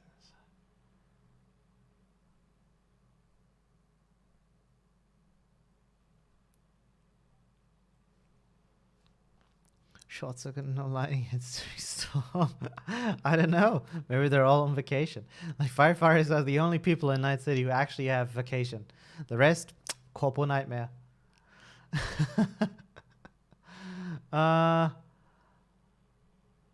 Without fire, there is no need for firefighters. Film German who finished school, wanting to break in the games industry. Can you give me some pointers on what to do or where to start? Finish school. Oh yeah, I was once in the same position than you, right? So what I did, I actually just started modding stuff. Picked my favorite game back in the time, which was Warcraft 3. And I figured out that I could make mods in it and, you know, or rather custom maps, right? But the cool thing about the map editor was that it's really powerful when it comes to the scripting part of the game. And yeah, man, Zerkling 713 Warcraft 3. But you strike me more like a StarCraft guy. Yeah, so modding is the way to go, always. I figured for anyone who's like really has no start at all, this is a great way to, you know, get a rough understanding of what you do as a game designer or level designer. And it's a good way to just learn some of the technical skills required, right, to get an understanding for it.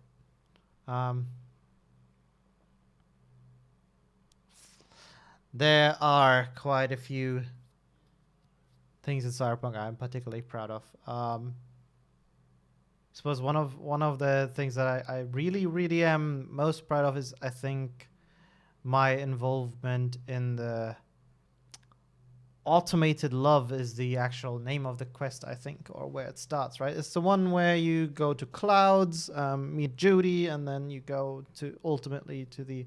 Oh, spoilers. I'm not going to spoil too much. Yeah, that one was really cool. I also really liked working on the Grand Imperial Mall.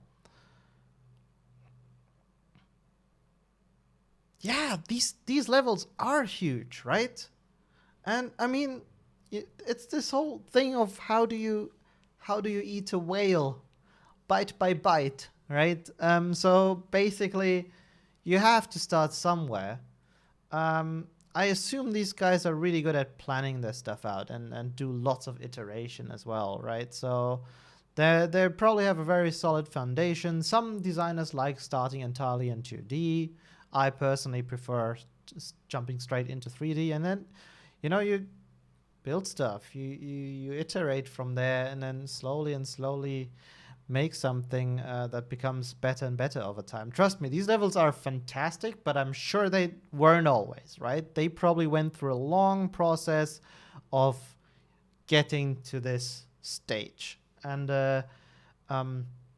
we'll say, so, for example, compared to Cyberpunk, this game is, of course, of a different scale in terms of the level chunks, right? They don't have one huge connected open world with lots of countless encounter locations that you can visit as a player, but they have like a more numbered, I suppose, amount of locations, so they can spend much over the same period of time, right? They can spend much more time on ironing out these individual sections and give them a lot of love. You can see these also with Naughty Dog's games, right? I think it's very fair to say they're much more linear than the games that we create, for example. But that just gives them saves the resources they would have to spend on a huge open world and all that stuff, and they can take that and really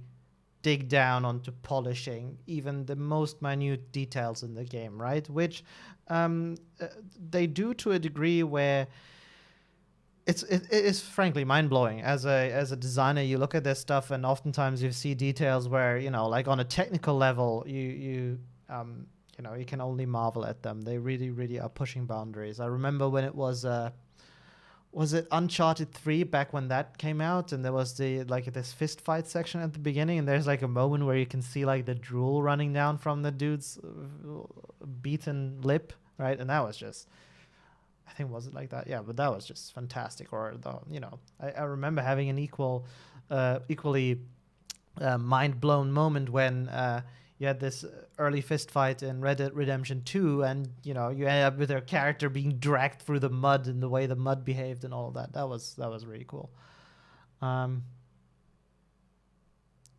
Yeah, that was the point though. Default Daniels, it's options.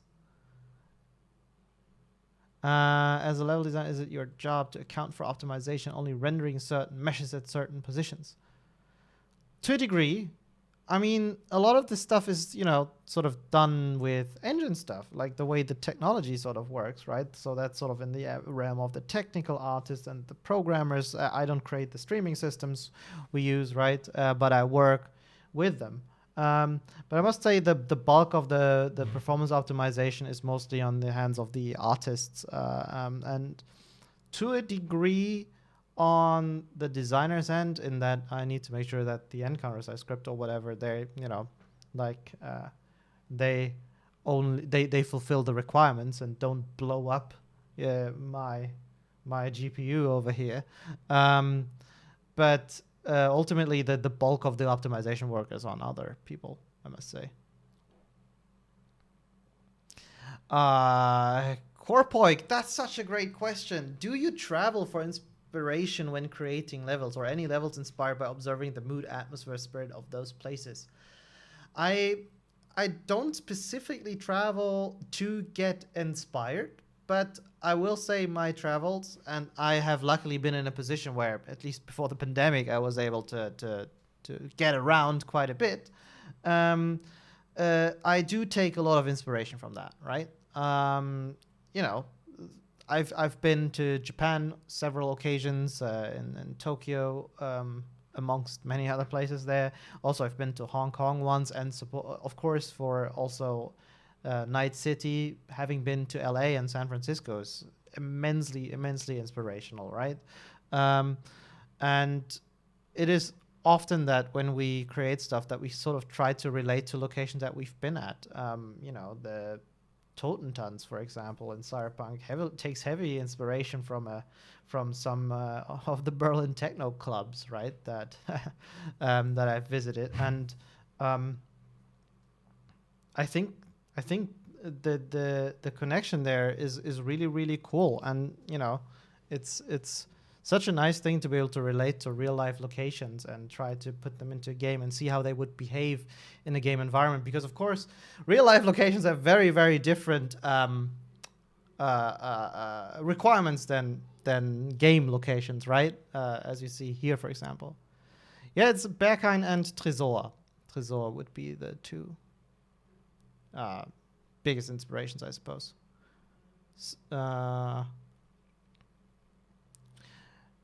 So, what else? What about mega buildings? These are all cyberpunk questions, guys. Let's see what else we have that doesn't have the brand of a game I worked on. How do you think about Red Dead Redemption 2 level design from your perspective? I really enjoyed the game. I don't really have a lot on my mind when I think of the level design in Red Dead Redemption 2. I think their open world design is pretty great. The way they, made their open world, the places you can visit. But in terms of level design, that would probably be, like the layout of the individual houses more, and the villages perhaps even, and the interiors of these spaces. I think they were mostly functional, right? Compared to a game like Dishonored, where it's all about sort of, the choices you have and how you move through the level and the options that the level itself gives you, the way you can do an ambush from the top, or the objects you can use on the level. That is probably something I would consider much more heavy on the LD sort of, or classic, or traditional level design, and then, for example, what would be needed in Red Dead Redemption. Same goes for Witcher 3, for example, right? Like the amount of, traditional level design work needed between Cyberpunk and Witcher 3 is, of course, very, very different. And the stuff that I was doing on one project or the other changed quite drastically, right? I didn't need to consider, gunshot distances, cover placement, and all of that in Witcher 3. And so are the differences between, for example, Dishonored and Red Dead Redemption. Is there any further opportunity to visit a Totentanz bar replication? Sorry for the you just come to Berlin, visit the clubs. You'll actually, the resemblance is probably very close in terms of atmosphere as well, including the dudes with the weird faces and like missing arms and crazy body mods. Okay. Also, hype for Mass Effect Legendary Edition on Friday? Hell yes. I was considering actually playing this game also, since, it kind of would be nice to switch to a third-person game after this, I think. But I think Mass Effect is one of my all-time favorite game series. If I had to rank my top 10 game series, it would probably be under the top 5. Maybe. I'm not entirely sure because I'm not aware of what else falls. So bold answer. But I really, really love it. So, and I've been meaning to replay it earnestly for a while now, and I've only been waiting for this remaster to happen. So I'm really excited. Favorite squad member, and why is it Gareth? I think, oh no, man, I just say that I really like the game series. I think the Krogan guy, what was his name again? Was it Rex? No. It's been such a long time I've played it. That was also, yeah, Rex, exactly. That was really good. And I also can tell you that Mass Effect always had like these moments also where it suddenly turned creepy, right? And where you go in the second game, where you go to the abandoned sort of Cerberus laboratory, I think. Man, I was so upset with the game. The one that's infested with these, I forgot what they're called, but these insect-like creatures. Holy shit, was I upset. I was like, man, this is an awesome space adventure, and suddenly it's Alien. Or The Thing. Yeah, you would take your hands on it. What would you do on it? Oh no, I don't know if I could work on any games that I loved in my childhood. There are games that I would kind of, in a way I would really love witnessing a Nintendo production, for example, right? Like, I would love to see how they make their games because, of course, in terms of level design and also how they manage to teach their players mechanics without the use of almost any words, right? In Super Mario or Zelda games, much more so in Breath of the Wild, right? Where you basically just like, here's the world, pfft, go. Is pretty skilled, and I must say that I really curious about how that comes to be. Did I try Star Wars Jedi Fallen Order? Yeah, I finished it, and I really liked it. Actually, I was so impressed at how Star Wars that game felt. You know, like I was relatively skeptical going in, and you know everything, even like the characters, the music, the presentation, it all felt mega Star Wars, and I felt right at home as a big Star Wars nerd.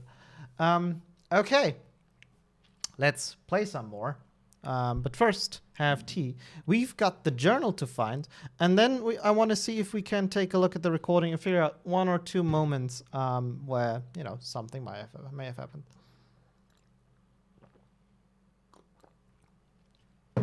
I would love that uranium bullet. I would love that.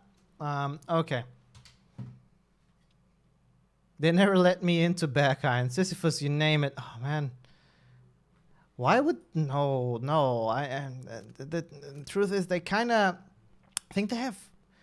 Like, it's probably more difficult to get in as an expat tourist who doesn't speak German, I will say. Kind of seems to be the thing. But as a Bavarian, come on. They must have. Like, that would be surprising. Were you super drunk? Visibly. Oh no, it's this situation. How is he? Oh. He's losing it.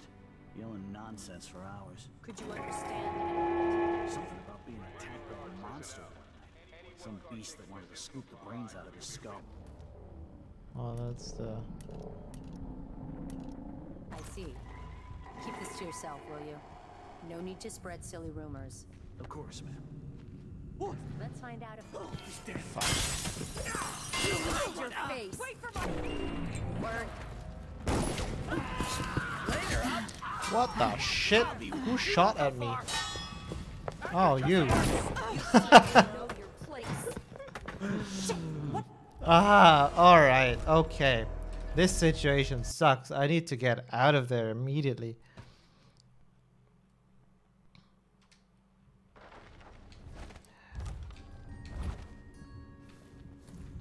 Did he come from the top floor? I don't think so. Ah, he did come from...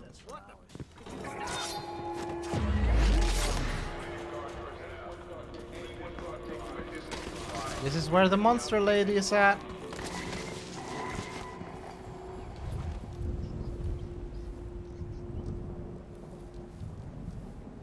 Alright. Let's try this again. Man, I suck! Oh, $10... No. Maybe I should. We'll try that some other time. I don't want to bankrupt myself.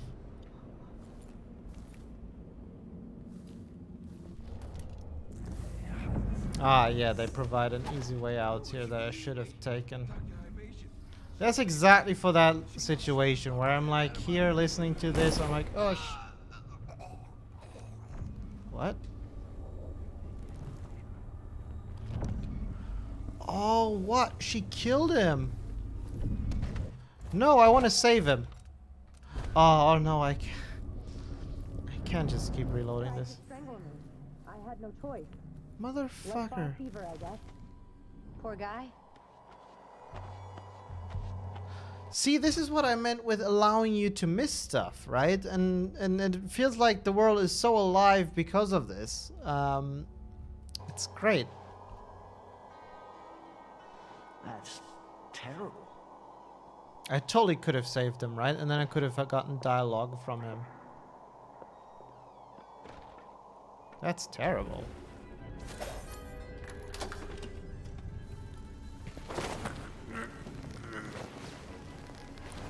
Why can't I go through the door? Oh.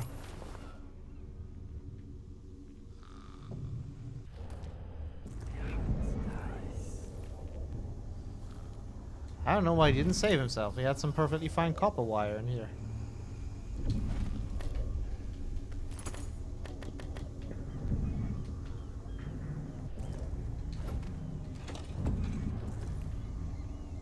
Where did she go? Seriously, where did she... Where did she go?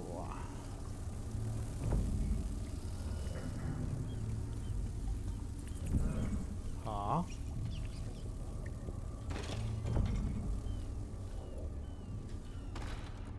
Yeah, and she's not highlighted. Did I lock her before coming out? Picnic for 3. Last time I looked, She waited for just the right moment to tell them the mushrooms were poison.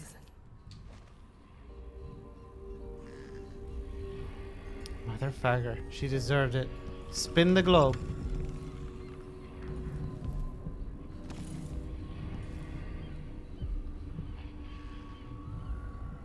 Hopefully it's inside.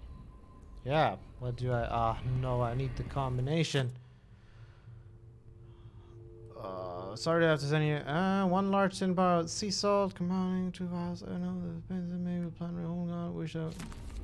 That is not helpful at all. Coin.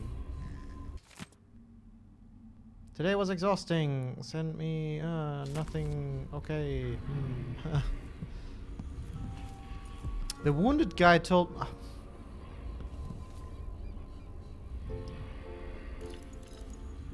Thank you for the... I'll take it.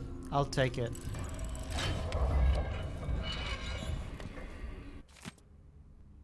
Oh, that wounded guy. Right. That one that was remarkably aware for how wounded he was. Okay. Grind all the solid ingredients together. Okay. Ooh, this is important. Grind all the solid ingredients together, including the aluminum salts. Done. Add some egg whites. 2 weeks in my safe, away from daylight, should be enough for the serum base to activate. Add half a syringe of tainted blood taken from an infested human corpse. If Dr. Hypatia is in her right mind, she would probably object to this step. But since the Grand God put Adamaya under lockdown, several men have died, killed by blood flies. They might as well serve the greater good. Oh yeah, I know one. All the previous blood samples seemed promising. I need to avoid being seen by the janitor. Heat the final mixture, inject as possible. Her assistant's book. Okay.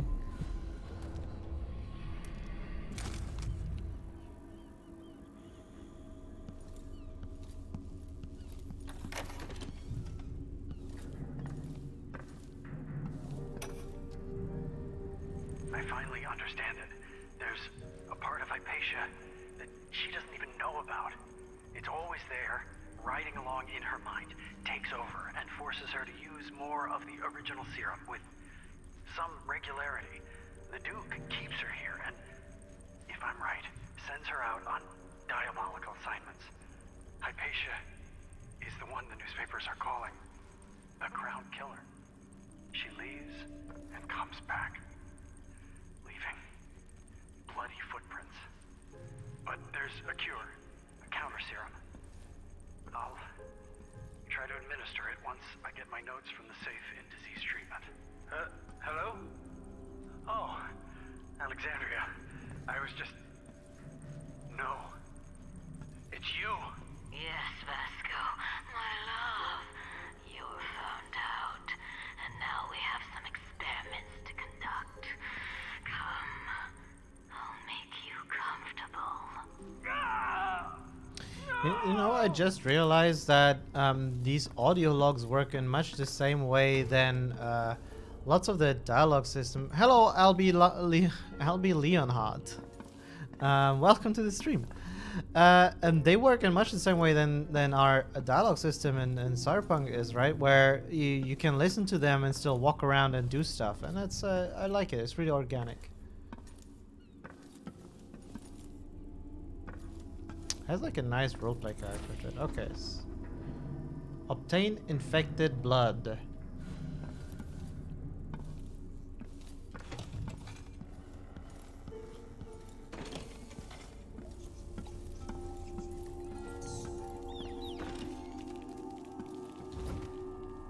Easy.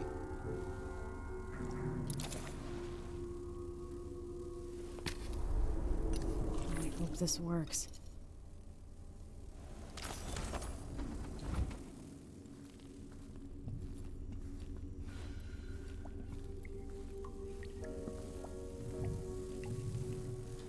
All right.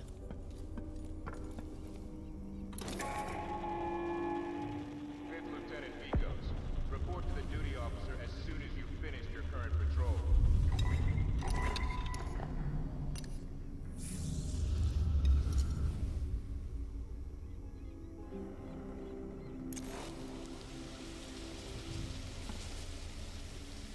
Why does this feel like something's about to happen? I have to do like every single step.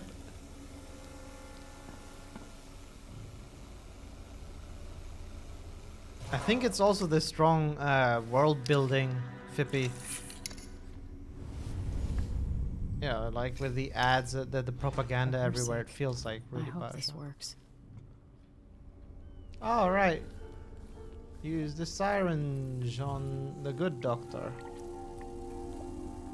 Oh, there's some decals clipping. This is what we call Z fighting because they're basically on the same space, you know, like in the coordinate system on the same Z space height. So the game is not sure which one to render first. Decals are essentially projected textures that, you know, much like a projector, you can just kind of cast on a wall or on surfaces, and that's how like this dirt here is placed. Usually the tiles would be kind of clean like this. This might be the mesh, right? And then you'd have dirt textures essentially that you can place on top of the tiles to make them look dirty. And here there's just two overlapping and fighting for dominance. Who will win? No one. Never. There's also something funky with the shadow going on here. You know, like you, as I said, this is kind of normal stuff. Thankfully, it doesn't derive from the experience so much. I need to go up to her now. Oh my god, this is great and also awful. Like making me go back to the horror person. That's kind of, you know, I haven't played it, but it's sort of this similar feeling in Resident Evil 7. There's this moment where, you know, you hear shit coming out of the basement, and that also is the only way to progress, right? So you're like, oh shit, I need to go down the basement now, which is, that's horrible. It's horrible having to force the player to do this. Do I just do a takeout? Is it cool if I do like a stealth thing on her?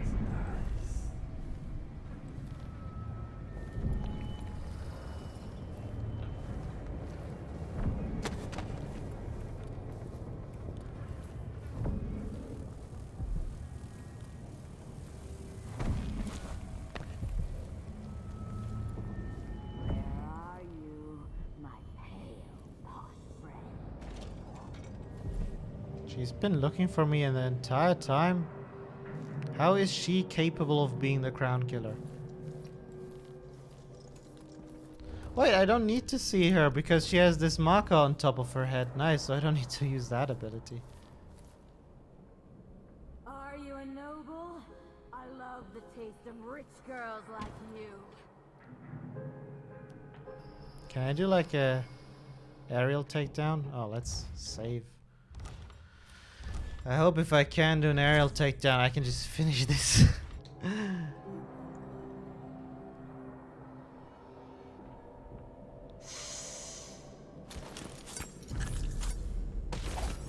No, no, no. Not back to sleep. Yes, back to sleep. I won't go. I won't give it back. She possessed? Target rescued? I did it good.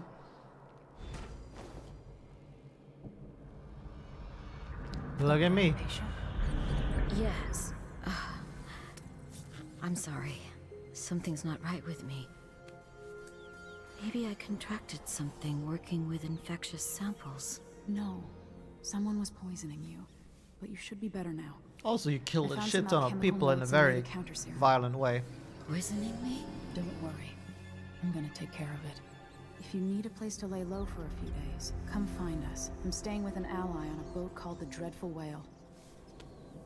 Oh, is the boat like this thing where I gather my allies and they're all going there? That's kind of cool.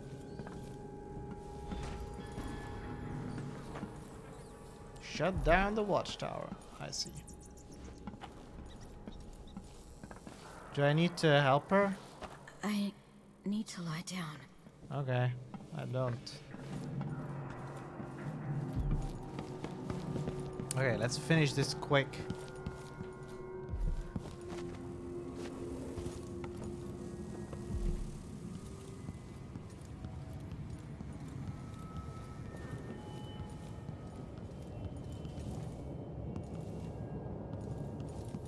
Okay, I say that and then I go exploring.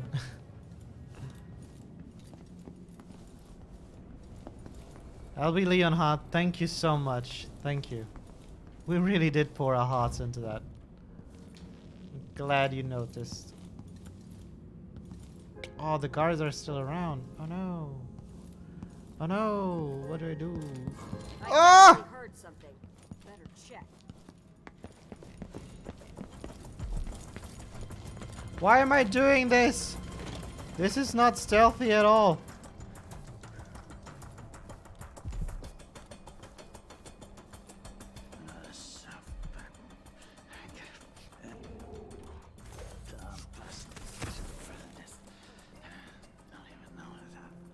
Oh, what?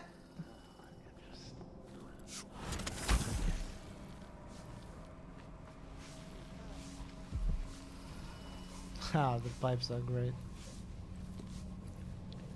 Wow, how varied the environments are. It's crazy. What should we do with the leftovers? I used to feed them to the dogs, but I'm not allowed to go in there.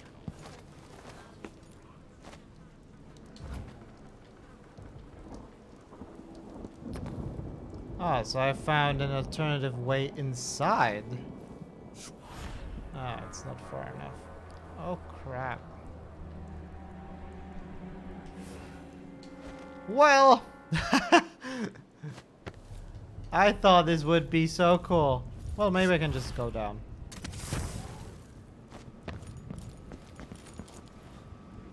Yeah, this works as well. I think I just saw something. I'm not sure it's a good idea to... Can they look down? No. Nothing, man.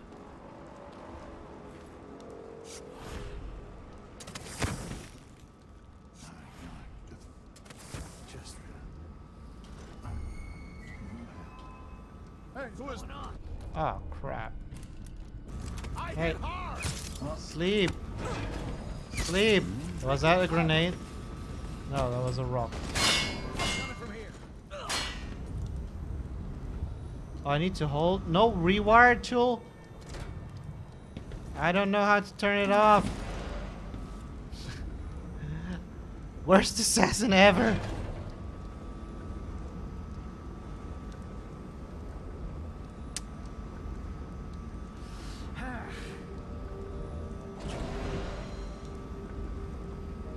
I'll turn it.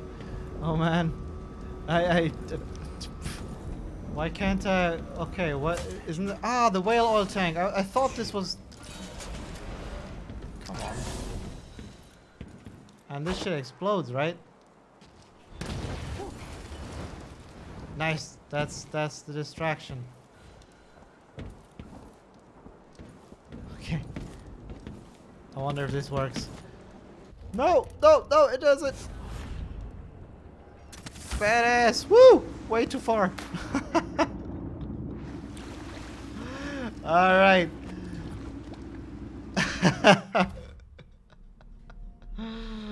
Oh, what a chaotic way to finish the mission. Did you see me sprint through that?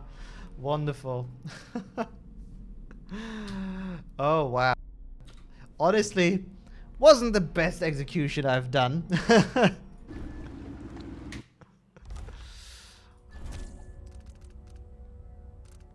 So I'll not close this down now. Because I might actually just want to run around in there a bit more. But at the same time, I want to check if the recording might have anything particularly useful for us. Anything that was really cool. Where was the first moment where I totally ran into the trap? Why did I miss that? I'm showing it in a second. I'm perfectly aware that you can't see this. Yeah, Dishonored is insane. It's crazy. Oh wow, I realize now whenever I go into full screen, it actually is in the recording. Good. Good. Now this is where I already got killed.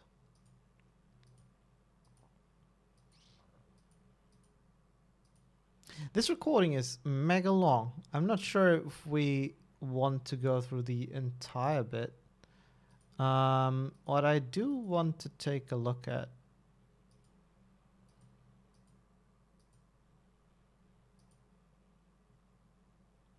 Huh. Okay. Where is this? Where is this?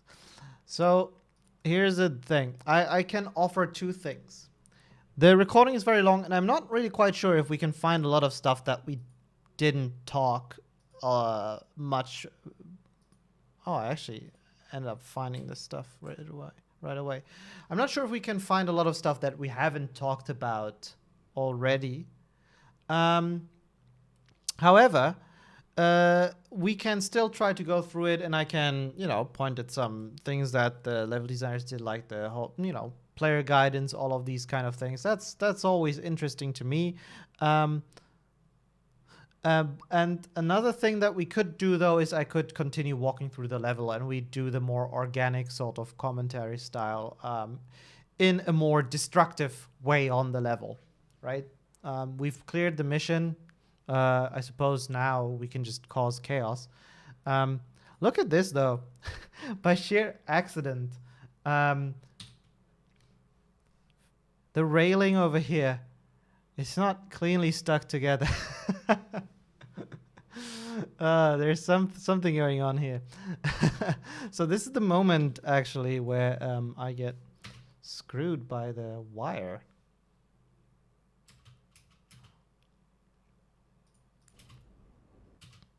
Oh wow, it is barely visible. That must be intentional. Look at that. It's like even on the same height than the staircase. That isn't on me that I missed that. That is so hard to see. I wonder if that is intentional to the point where this is sort of... Was there a tripwire that was before? No, this was to spook me, like literally the way it did. And now I'm feeling much more tense. I know that these are a thing on the level. Because, like, from my end, that's... Like, look, it's invisible. Right? I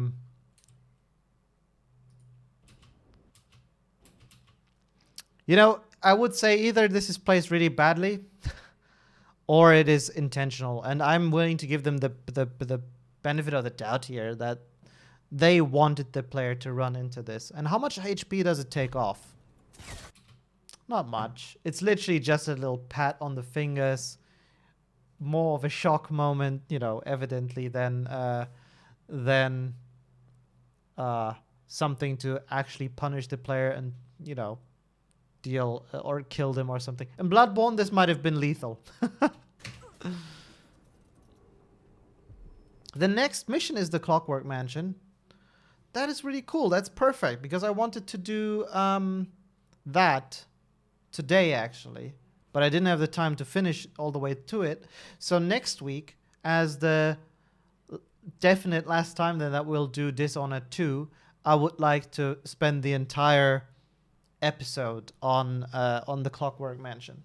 Saving the juiciest for last.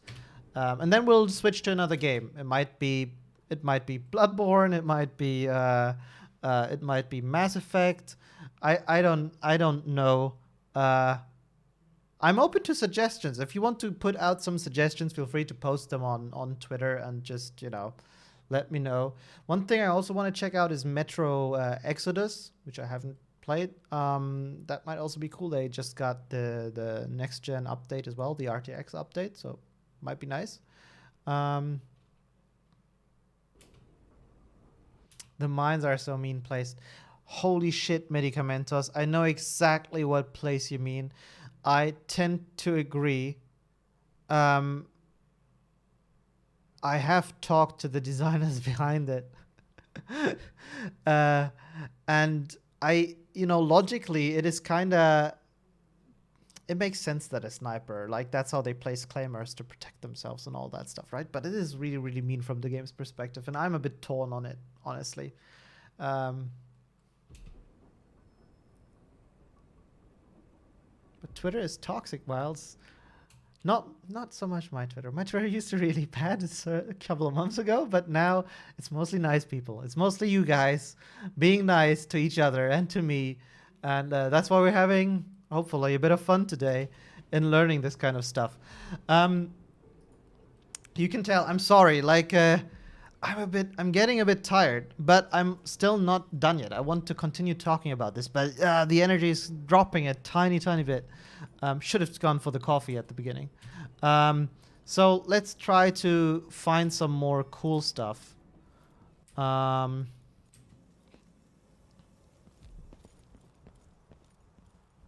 know what? Screw this. I'm actually gonna go back to the game and we'll take a look at potential stuff I missed. This is a thing, like last time I played the very introductory mission, right? I played it again on my own time, and I found so much stuff that I missed. So let's see how it is here. I'll lay low until you're finished. Yes, thank you. Oh my god, yes, okay. I'll also, I'm okay with making this high chaos now, if it's a requirement. He needs us. Nope, he's not here. We already learned that part of the story. What's this, by the way? Flee and forget. Okay, so we found this entire section on the side. Hey, who are you? Stop!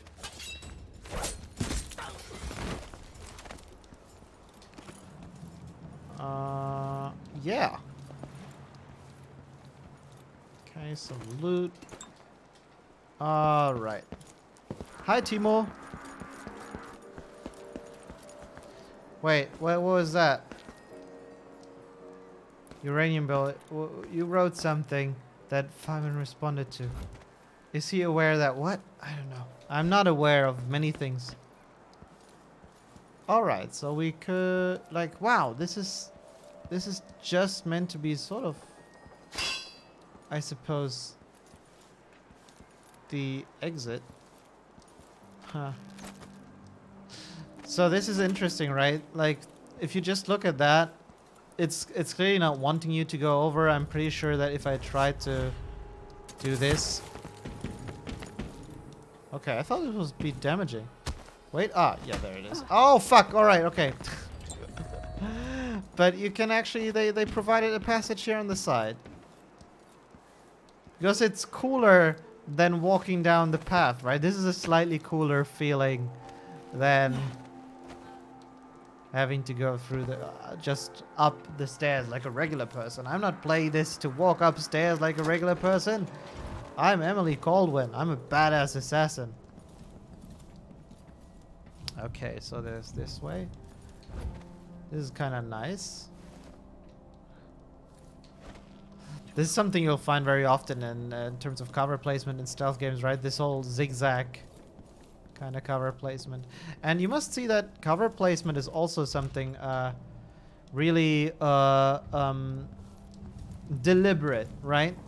For example, if I came through this here, And you see how the cover is now very nice in front of me? Like the door opens in a way that I can't actually just go through here, but I'm almost forced to go in this angle. And I see the door and I can move like this, and it makes me feel not only that I'm safe, but also it gives me a bit of a heightened sense of infiltrating a place, right? Like I'm sneaking inside. It feeds the fantasy. And I suppose if this cover, you know, this thing was here on the other side, then I would come around and I wouldn't have this thing at all, and it would be, you know, it would still kind of work, I suppose. It's not a big deal, but it wouldn't feel so clean. This is a bit more intuitive because it's placed nicely in the way. Boots just don't fit right. Okay, are these hostiles? Like, what will happen if he sees me? Hey! I told her once, I told her 1,000 times. It ain't my job to check out the grinders. Sometimes I think she's deaf on purpose. Hey! You have to understand. I'm going to call for help if you don't go. Be on your way. Oh, okay, they give me a warning. I see. Tonight, I'm gonna trade in some wages for a bottle of whiskey. Maybe try my luck at dice. Some wages for a bottle of whiskey? Wow. There's always been blood flies. I just don't remember Can't it being believe so this many. place.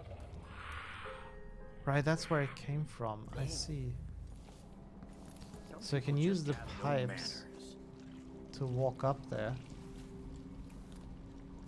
This is really hard to see, but I think the pipes work okay. I could go to sleep without one wake up. Okay, then I have this room.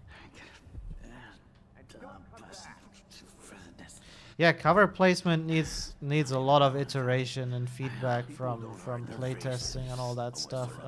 But you do develop a bit of a, you know, like an eye for it, a feeling for it that of course can change depending on the game mechanics. But you know, there's some good guesses that you can start doing, which can drop down on the amount of iteration required. That's simply from picking up on some rules and principles. You know, like I just showcased. Oops! Man, we're fucked, aren't we? No, we're not. Think something moved. We're fucked. Leave me alone. Hey, you. Come here. This one. I'm with you. Looking for a fight? That's not right. Wait for my signal! You hot? You can't escape. Wait! Wow, I wanted to slide. Which one? Oh yeah, why about? Whoa, look at him go!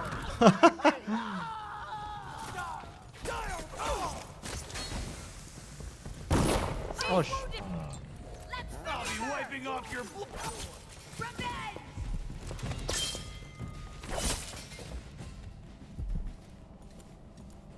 Alright, not bad. I wanted to do this. Let's do that on the innocent person over there, just to see if it works. Yeah, and it was a non-lethal finisher. Cool. I don't feel safe. What is wrong with this city? But you tell me. Somebody's not feeling well.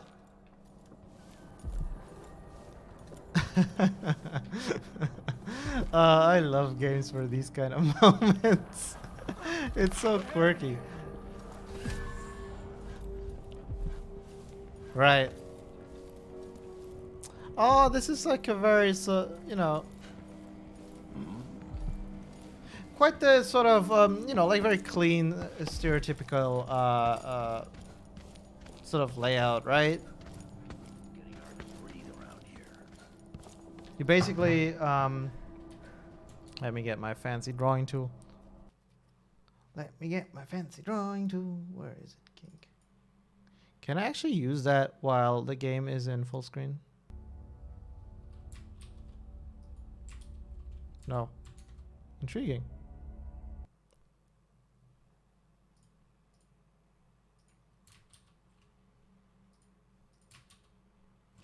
Oh, it doesn't. It's on the wrong monitor. How can I move it to the other one? It's not so important. All right, we'll just look at it in the game.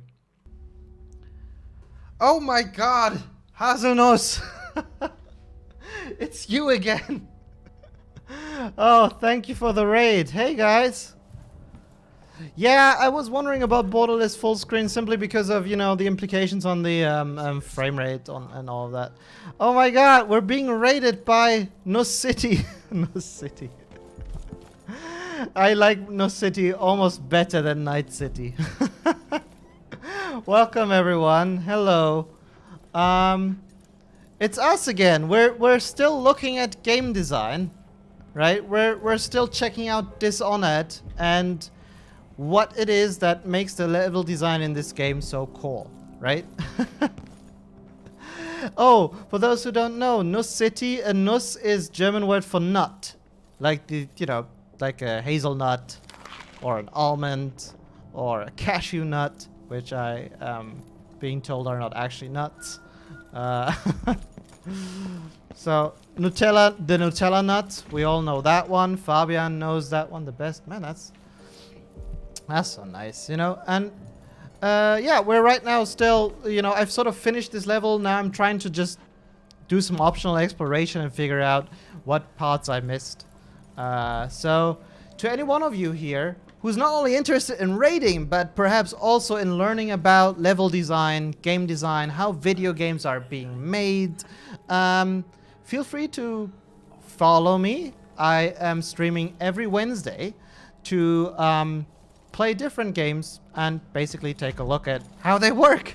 What makes them work? Why are they so awesome? That's basically what we're doing here today. So what? No minimap. Grand Guard won't like that. I think that the really, really awesome thing about Dishonored's level design is really how cool and varied the paths are, right? You have all these different options and they all feel valid. You're invited to experiment a lot with how you move through this place, and it's all so refined and polished. It's really, really fun. Interesting. So, this might just be my FOV. So, to all of you who joined you, how are you all doing? Are you having a good night? Why cover your face? Are you worried someone might recognize you? No, it's COVID, you dummy. Okay. So this must be the area, the big one in the center that I came from, right? Yeah.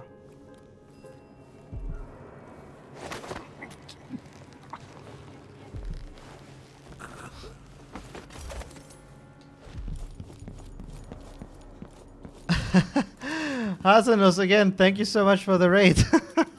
It's a bit overwhelming.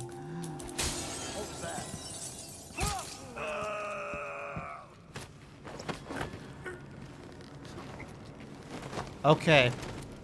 Does he get back up? No, oh, he actually does. Okay. So, one thing I wanted to figure out is all the possible entrances into this place. Yeah, it's pretty much the same here. I'm pretty knackered, but also having a really, really good time, so it's hard to stop. So we start here.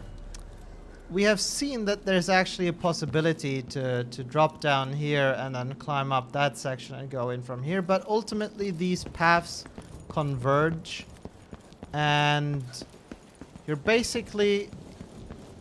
I wonder if you can go up there as well. You're basically sort of invited to go up here through this section, continue through here, and that's where we came from now. So there's another entrance over there. Is there something over here?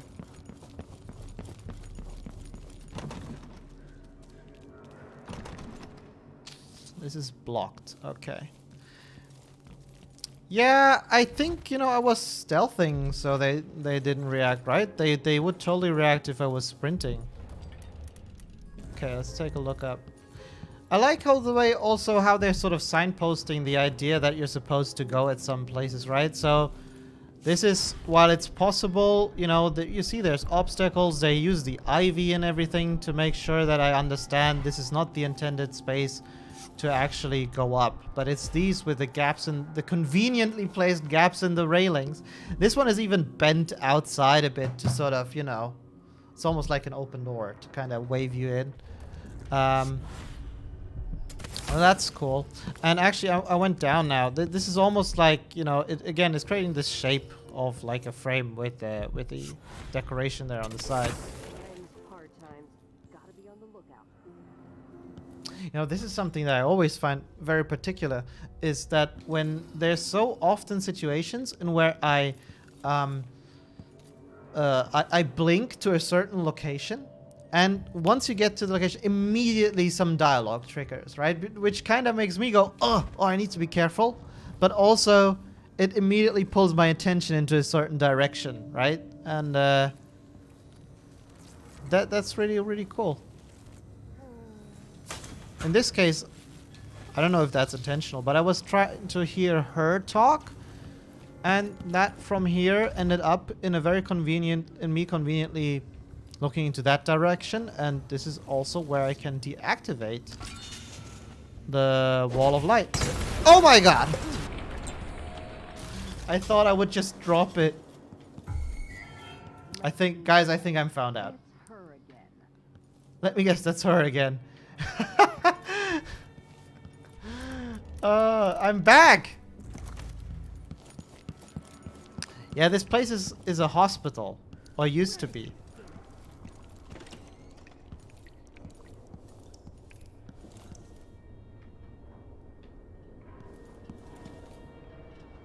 Wow, this place is fucked.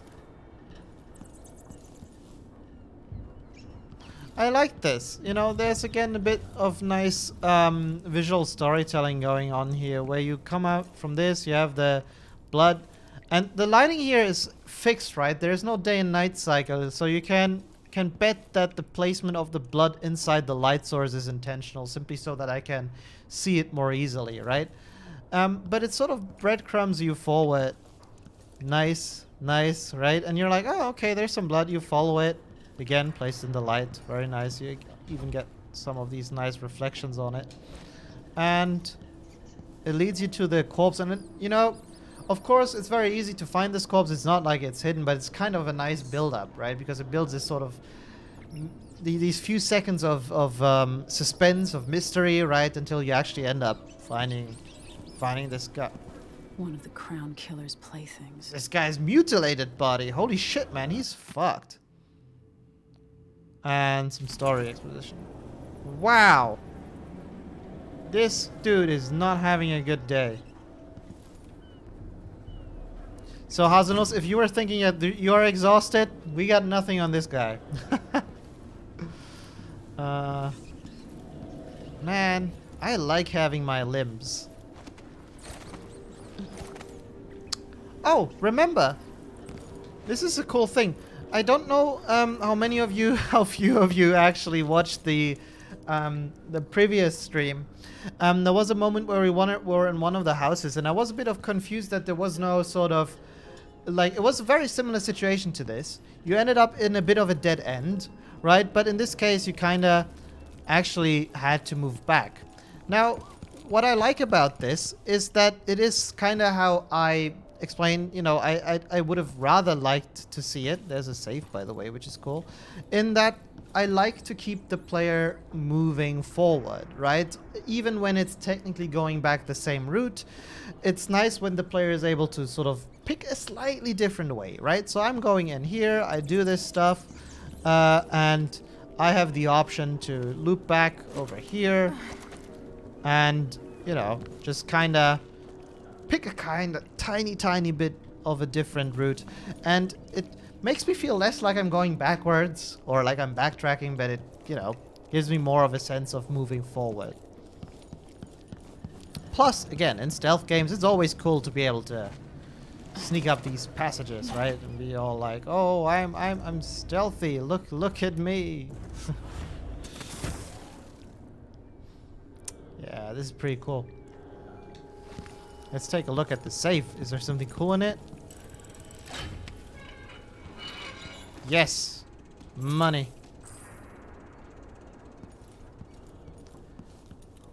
Oh. But you... No, Yakas, your phone is dying again. Come on. You can save it. We know you can. Last time you managed. Okay. I also like how when you come back from this little exploration bit here, right? And you go back.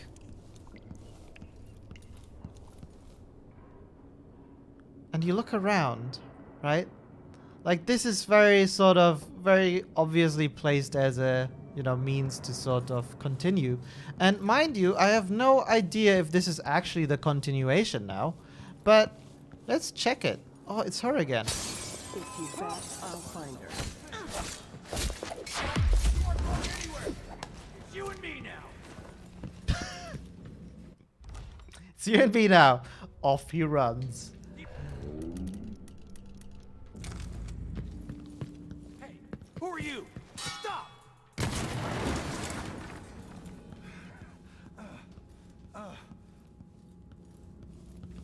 Where did he go? He ran all the way over there. No. Take it! Yes!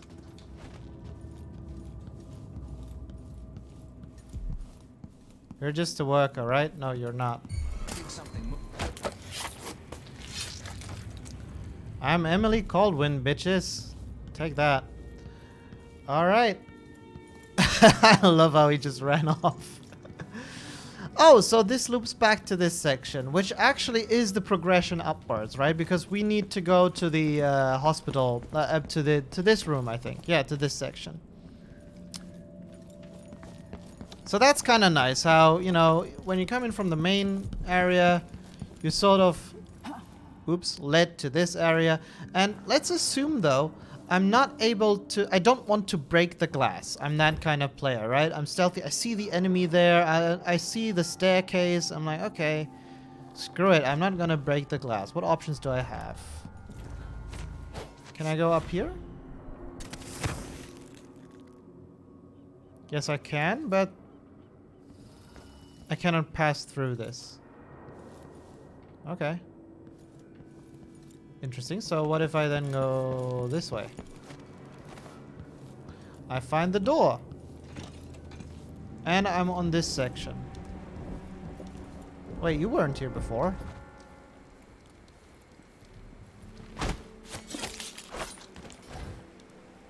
Interesting. Okay, so now I'm here and then I do this bit where I can climb over the this bit. Right, and whoa, was this another one? No, this was just a light being caught on this. Okay. And then I'm here.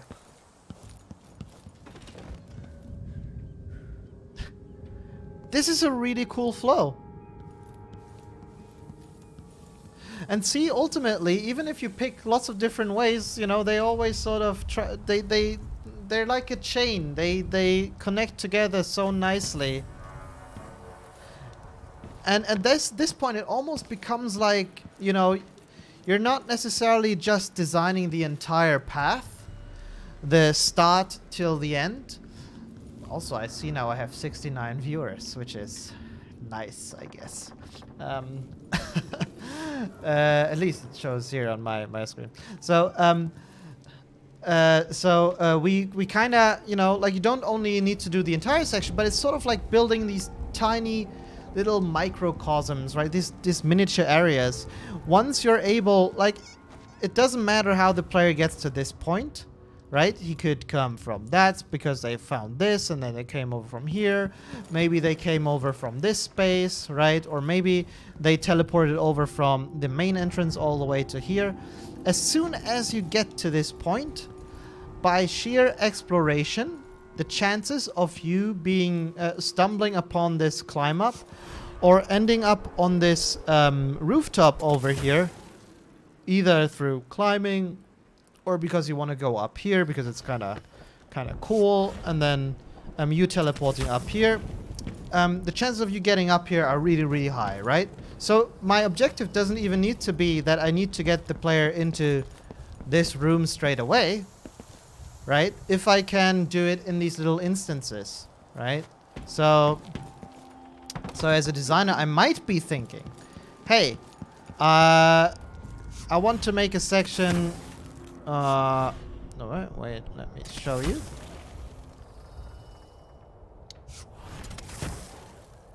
Like that thing over there. Oh, that looks interesting. I want to go there, right? So you kind of climb up. At this point, I don't know where I'm going, right? I just see that there's a cool thing and I want to go there. So I do it. And now that I'm here, I, as a player, have another two choices. I can go either right or I can go left. It doesn't really matter in the end because once I'm here, it's almost like I activate the next trap card, right?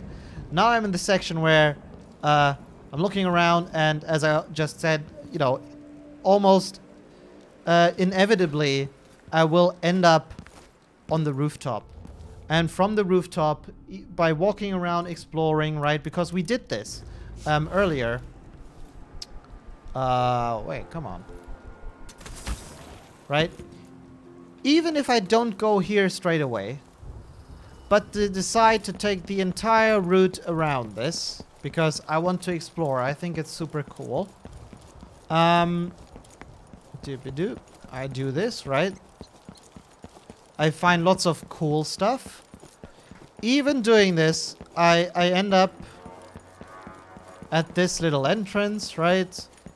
Which then leads to me finding the office and then progressing from here, right? I get the update, hey, you have the key, you need to go down a floor where the whatever the fuck the new room was called was at, and you know, you go there. So speaking in terms of these huge levels, because I was asked about this earlier, how do designers make levels this big and sort of maintain the overview of it? If you break it down into sufficiently small pieces, it becomes more of a puzzle of sort of trying to get the character, the player, from one position into the other, right? As opposed to trying to get him to go the entire distance. And you know, I think that's a very helpful way of sort of breaking down a location when you're working on it. Yeah. All right, I feel like I need to take a look at the chat a bit and I see some questions. But this only works in such wide scope with a dash teleport. Yeah, but it's very much sort of, you know, like an iconic ability of both characters.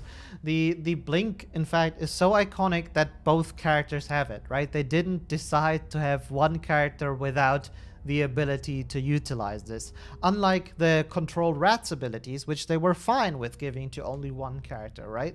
And you can tell the level design builds, I would say, almost much more on the ability to bridge these huge distances to blink around than it builds on the rat mechanic, right? The rat mechanic, haven't been able to test it here yet, is part of the levels, but I would be fairly certain it doesn't have the same priority in the designer's minds than the blink mechanic occupies, right?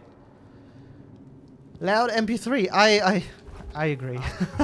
I'm having a great time, and it's nice to see that you can appreciate it. Ooh, fuck. I just want to get one successful block in. Show you how I got done. Yes. Let's finish this.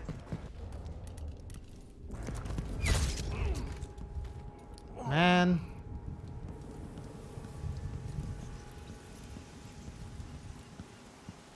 See, Matthew, 1800, I think you would be right, judging by the size and the complexity of it, but notice, by the way, me playing this, again, I have never played this level before, and yet we were able to find our way to the destination, even while we were having this conversation, right? Which to me is a great sign that something works really well here. You know, it's not like this whole player guidance and the intuition that they managed to put into their design, or you know, the intuitive feeling for me they put into the design, is due to the level being mega simple, because It really isn't, right? It's really, really multi-layered, and which is awesome.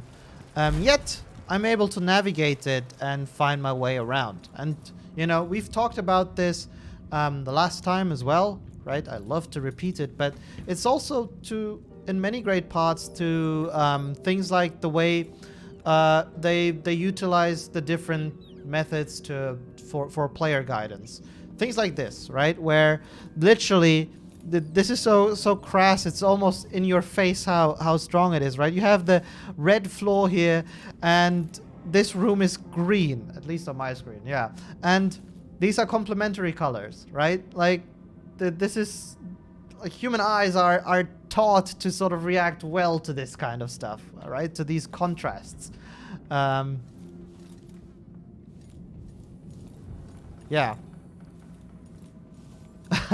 Fabian! Oh my god, Fabian is putting out codes for GOG games into the chat again. Thank you so much. Claim them while they're still hot. But you see, not even... it's faster than bullet speed, apparently.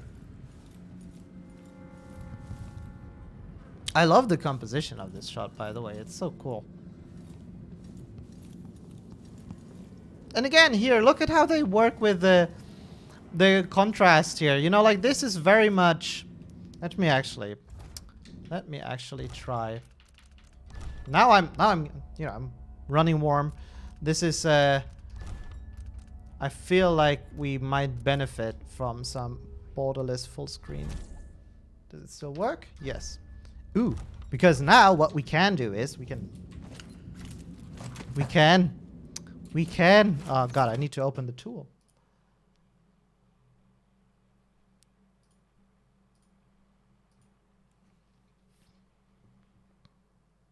Is it open? Oh, it opens only on the main. Oh, it doesn't matter. Okay, I can use it on both monitors. Cool. Let's see if it works inside this. Oh, it doesn't. It doesn't, guys. I need to use the full window mode. Okay, let's try that then. Yes. Does the game still record? Sure, it does. Surprisingly. Okay. So if I tab out... Oh my god. Why can't I just tab out without... Oh, it always goes into... Wow, I can't draw like this.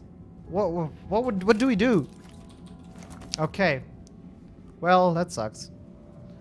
Okay, despite my best efforts, it won't work. Either way, see how... I'll try to trace it. How the whole room through this gets this really sort of roundish shape in the center, right? It's I find that, you know, like, absurdly strong. It's almost circular, you know, by way of the silhouette here. And then they use like square shapes and contrast, which again is a way of creating contrast to sort of draw the attention of the player to different areas. I think it's pretty great. There's literally a plank pointing at this. Ah, and you can't go... Is this a bed again? No. Which is cool, because that's of course a loot room.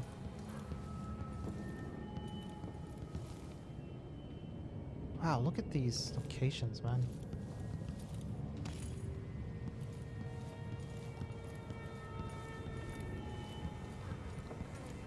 I love how also when you go through from here, how this dude is so well positioned onto this, the light shining on the the bed and all that. You have these slight rays that are visible. It's pretty cool. Yeah, and he's fucked.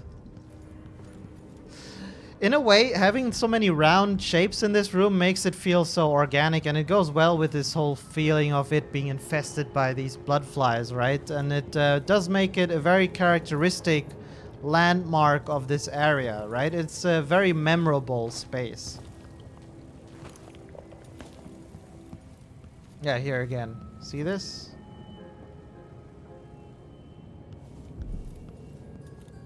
Oh, I never thought about it like that when I did it at the beginning. That, you know, like how this rounded shape actually makes it feel. These rounded shapes actually makes it feel so organic.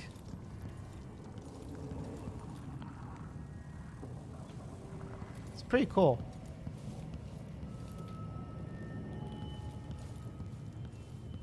Oh, can I open these as well? Oh my god, nice. On this one I could crawl through. Yeah, and again here with the contrasting colors, right? The whole greenish and orange or yellow. Actually, it's more like teal and orange almost.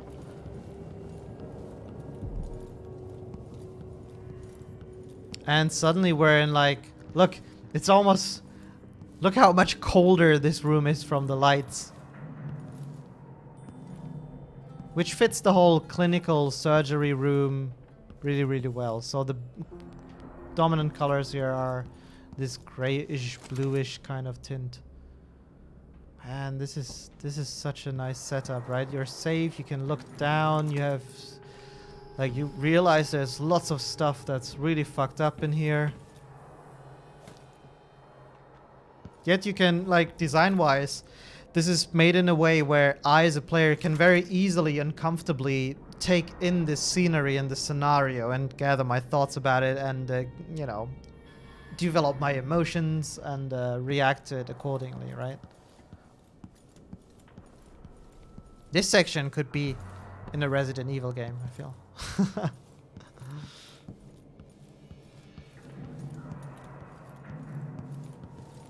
Yeah, I'm getting a bit of... Look!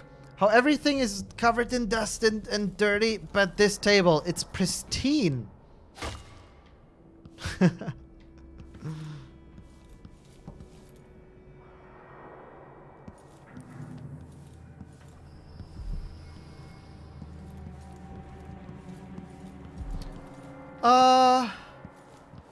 Medicamentos is asking if I ever created a level without any inspirational influence or only by just doing something and something usable come out. Well, I would almost say that is almost impossible to do it without any inspiration, because while there have been locations where I, you know, like, because they weren't mega important and needed to be done quickly, right? You just start working on it and it's like, I don't know, like some bandit camp in Witcher 3 or something, right? But at some point you always kind of have something in mind that you have seen, right? And or can sort of work from. But yeah, I mean, in the sense of your question, I guess you could say I have. But you know, for example, so I worked on the oh my god, what's the what's the name of the estate that you go to in Witcher 3 where with the labyrinth with maze? Von Everett is the expansion. I'm messing this up. The oh man, I don't remember because we had the development name for it was Dawn Estate, right? And that's what I kept referring, and everyone else was referring to it till the freaking end of development for the entire development time, right? Like much in the same way, the Judy quest line for me isn't automated love, but in my mind it's quest 105, right? It has a code, and that's what I know it as, and so it's a bit difficult. Yeah, it's the Vegelbud residence, exactly. Von Everett was in the first expansion, coincidentally, a location I also worked on. But for example, that, right? That was just mostly, like, I started making that, and it was only later then that I figured, okay, you know what? Let's make it one of these rich French estates, kind of posh English garden, inspired by Versailles, all of this kind of stuff, right? And that came sort of a bit later. That wasn't the first intention for it. What was that? All right. Nice. So, ooh, can we do a slide kill? Who's there? We can. So, I mean, in that sense, I mean, that location was crazy to begin with because it was meant to be much smaller, and it throughout development it just kept on growing and growing and growing, which is sort of something that would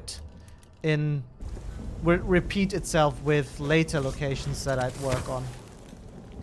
I wonder if there's a way to get all the way to the top, and if there is, if the devs put something there. Honestly, the way it looks to me, I'm not sure if I would be willing to bet on that. Oh.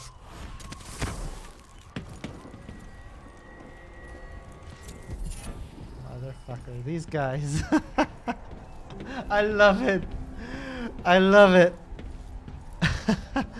It is exactly what they are so good at, sort of. You know, and this is something that must come also from a ton of playtesting and testing themselves and all that. Is, you know, like sort of figuring out what it is the players want to do.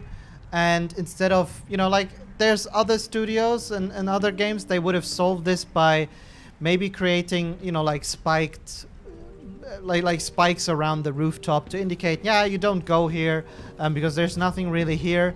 But these guys embrace it, right? And they just put a little thing up here and suddenly it's cool to go up here, right? There's no real purpose. I don't gain any advantage. I just get a little reward for tinkering around, messing with their systems, playing around with their levels. And the developers are so nice to acknowledge that. And instead of forbidding me from doing it, they support it. It's kind of like this conversation between the developer and the player, right? Where the developer is saying basically like, yeah, I got you. Okay, cool. I'm thinking of you. Good job.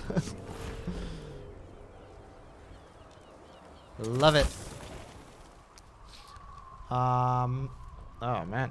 All right. This section. Oh, we came in from there earlier. Yeah, that's where we used the elevator.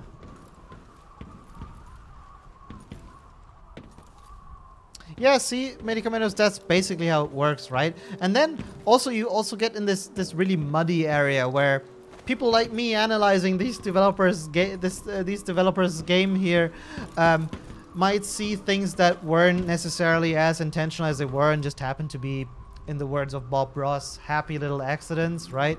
Like maybe some things here click a bit better even than the developers anticipated.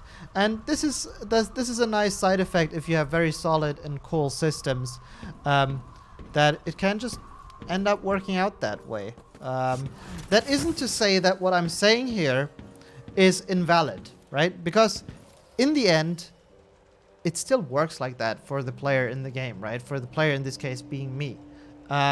You know, like I genuinely was pulled through an area because I saw the light source being placed there and I noticed the contrast. That's why it was interesting to me.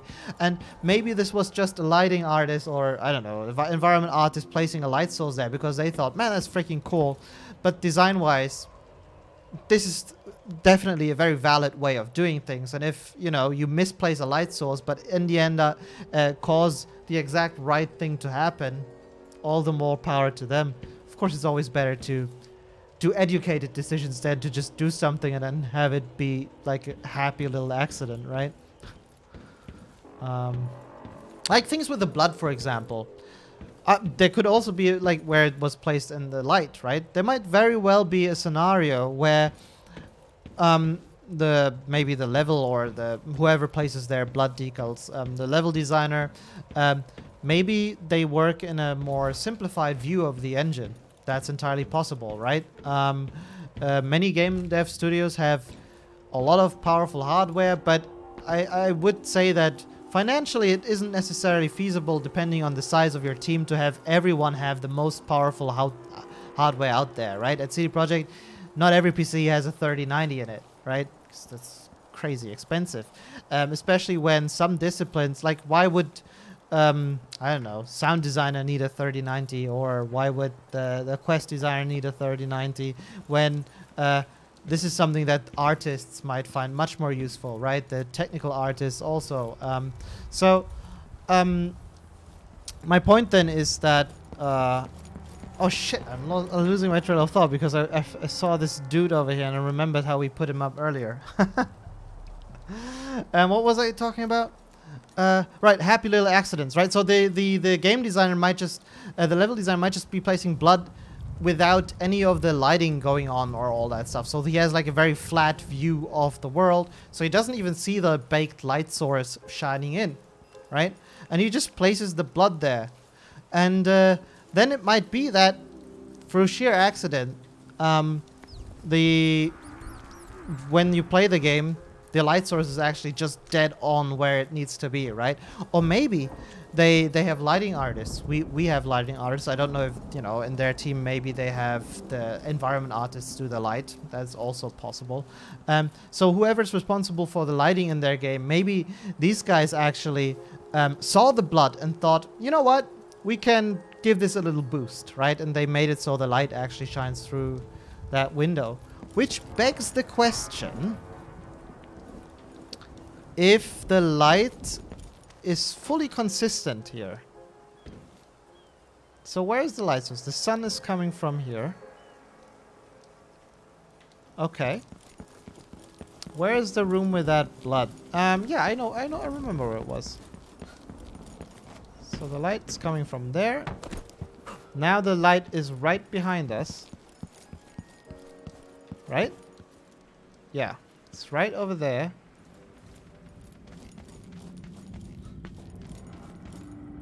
This is... See, I feel like this is almost a bit... Maybe the light source is technically now over there, isn't it? Let's reconfirm.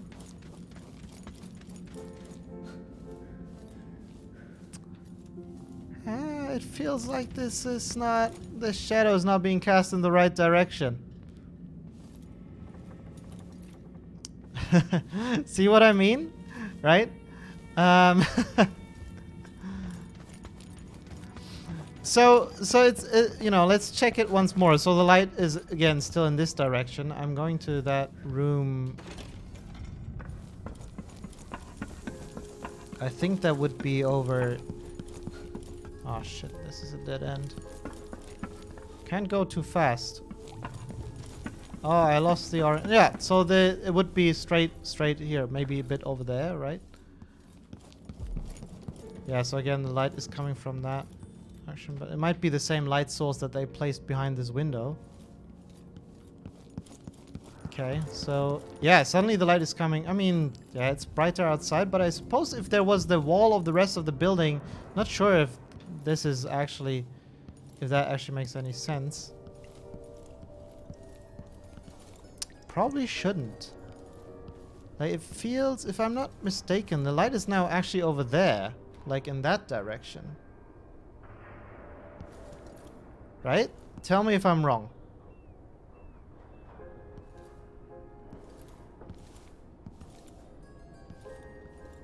Okay, I take it I'm right. So then it becomes, it's even more valid, right? So these windows are not only like, I guess that's also why you can't look through them, you know, for performance reasons, I suppose, so you don't have like a crazy huge view. This level is really, really big, so I am guessing that whatever is outside at this point is probably not being streamed in, right? So they're using these windows, basically they have light sources placed right at them, and that gives them a lot of control, right? And hence what I'm saying is that the lighting artists here, or whoever was responsible for the lighting, you know, might have very intentionally like tried to give this a little boost to make this work a bit better, right? Because we will see that here the blood is relatively difficult to see on these darker spots, right? What is this? Is there actually space underneath this? Oh, nice. Huh.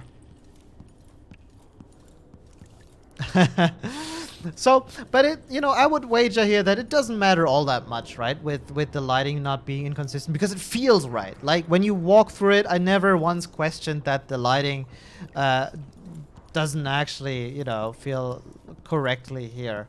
I I suppose if I was a lighting artist, I might much more easily notice this. But we see here that it's very, very well done. It's not too obvious, and it really, this way, helps a lot with making the player realize or being able to use it as a means to guide the player around. Fascinating. I wonder then.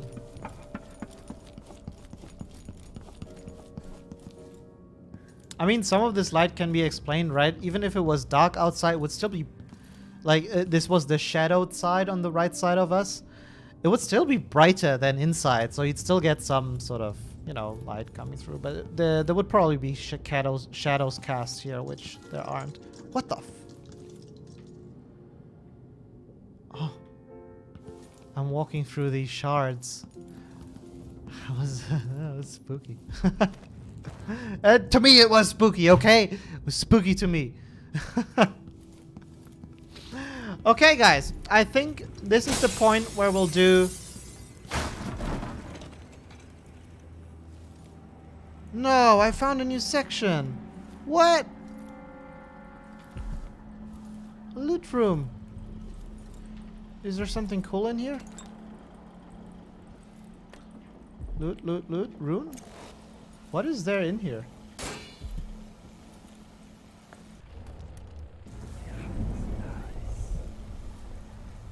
Is it literally just loot? Do I have the means to transition from this room into the next?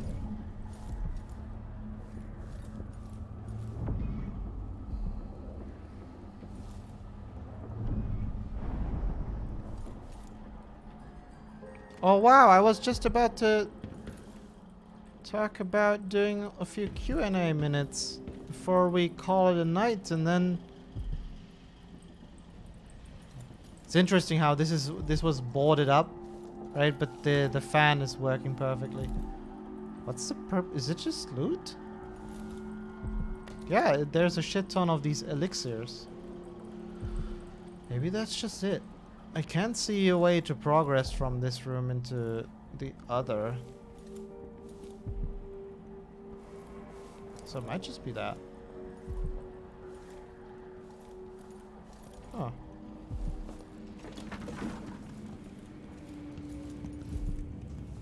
Is it just for hiding corpses, perhaps?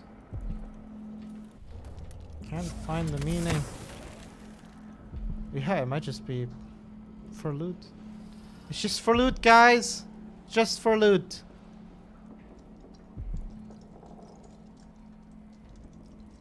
Oh, this must be some ambient sound. The stuff. This wasn't me walking over things, but it's actually an ambient sound. Okay, cool.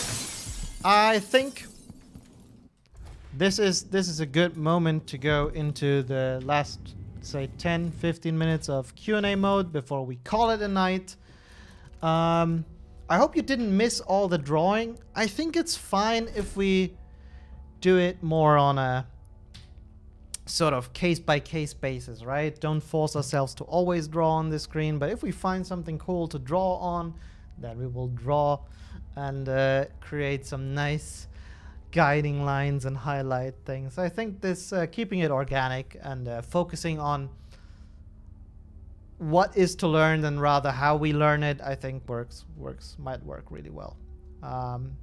So let me go through some of those questions you may have posted. Medicamentos is saying that the lighting things could someday be obsolete. I mean, in many instances, it you know, and it can already be, right? Especially in games like, for example, Cyberpunk, where you have like 24/7 day and night cycles. The light moves, and we kind of need to work with the light as opposed to bending the light to our rules, right? Most locations in Cyberpunk can be done either by day or by night, and it can drastically affect how you, you know, the lights highlight certain things on in the location, especially exterior locations.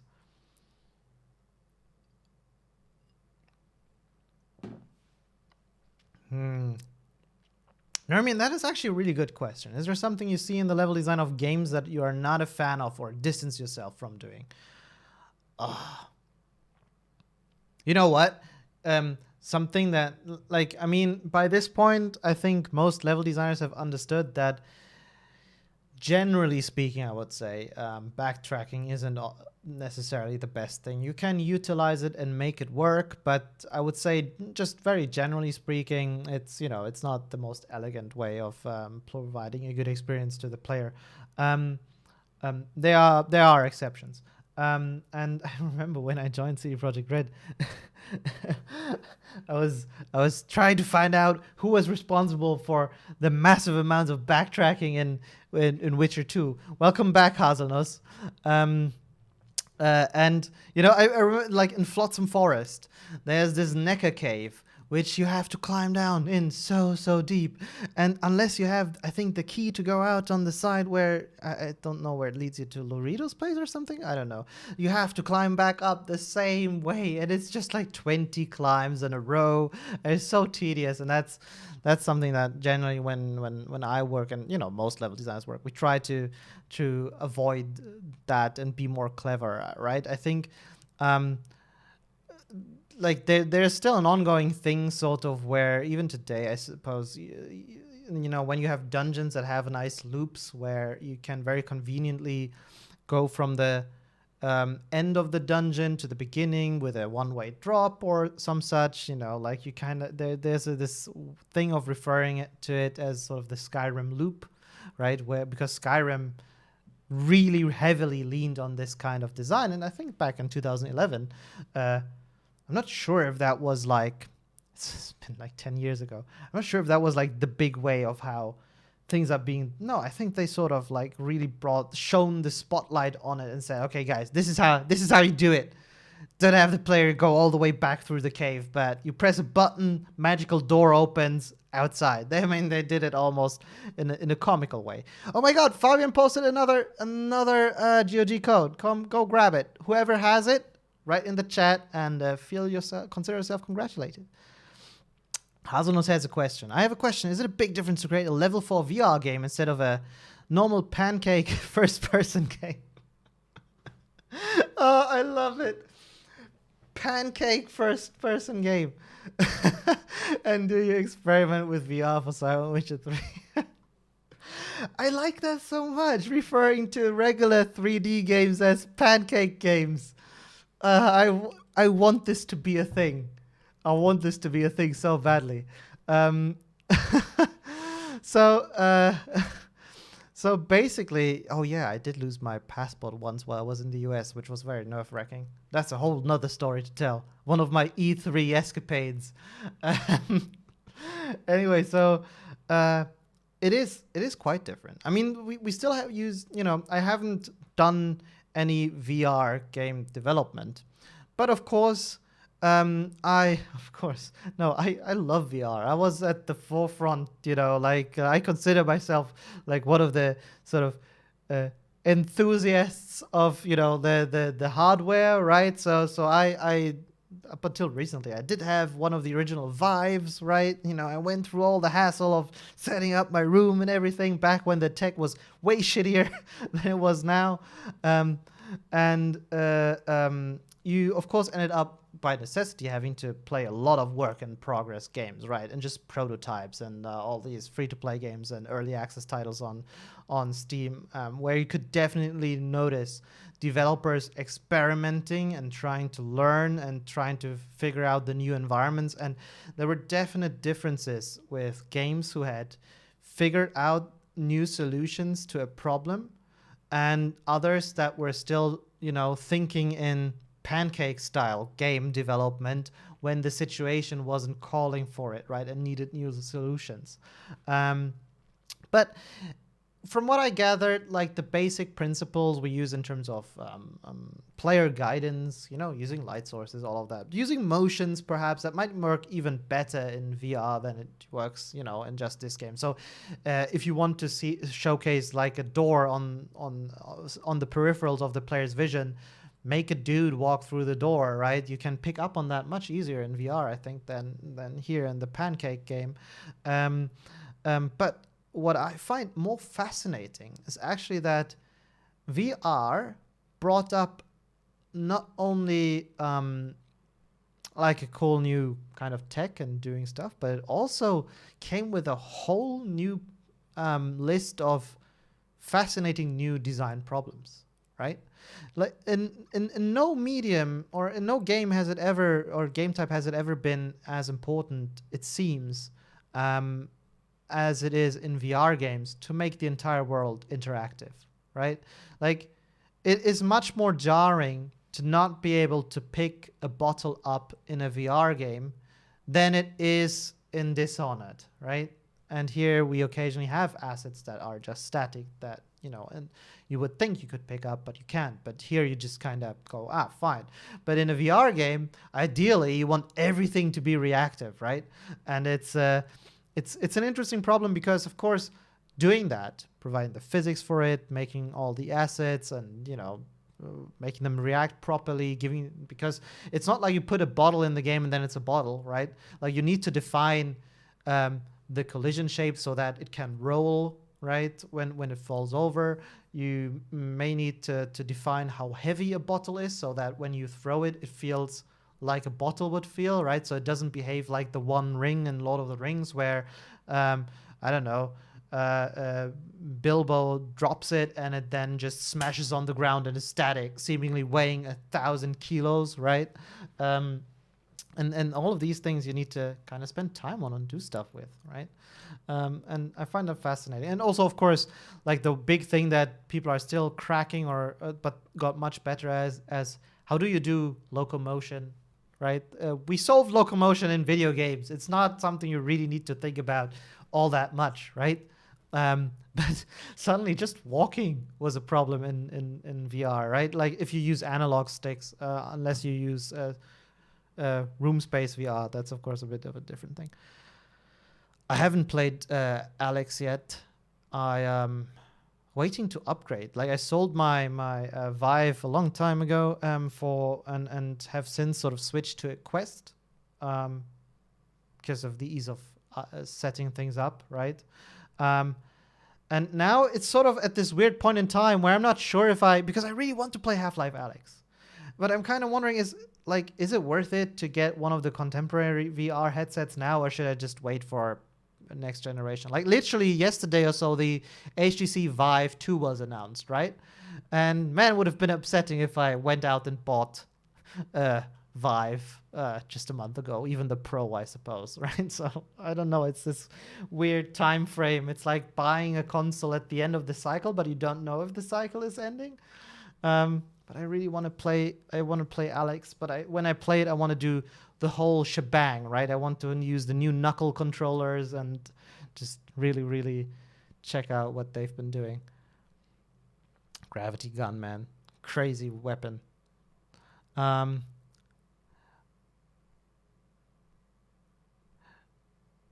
Why? So wait. In Alex, there aren't so many things to interact with, or what was it? I'm confused. Like, did they actually drop down on the erection?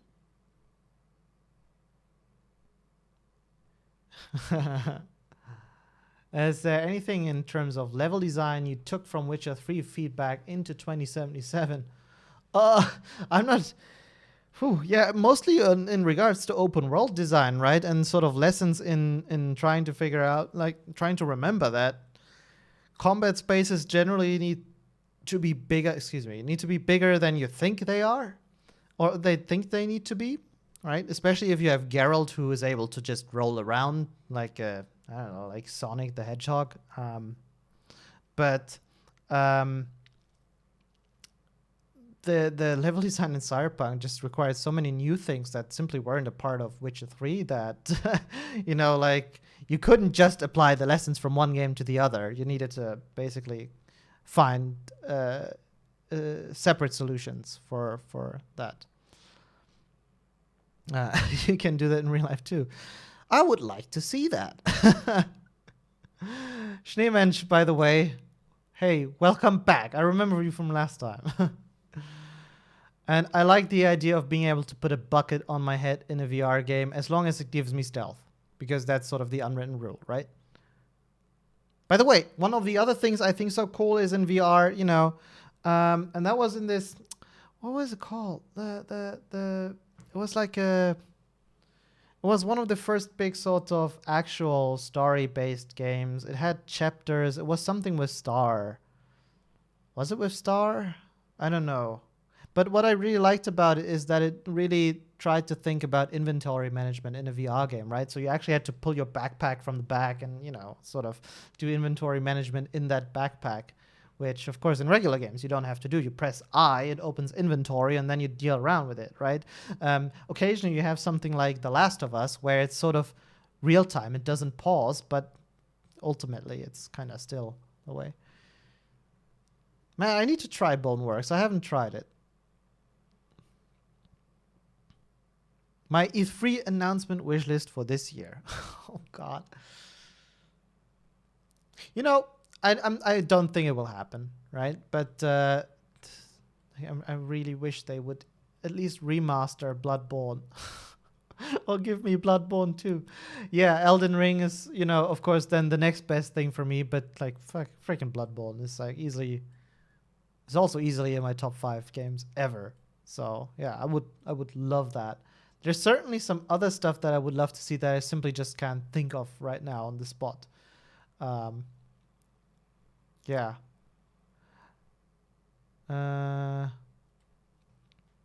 What else?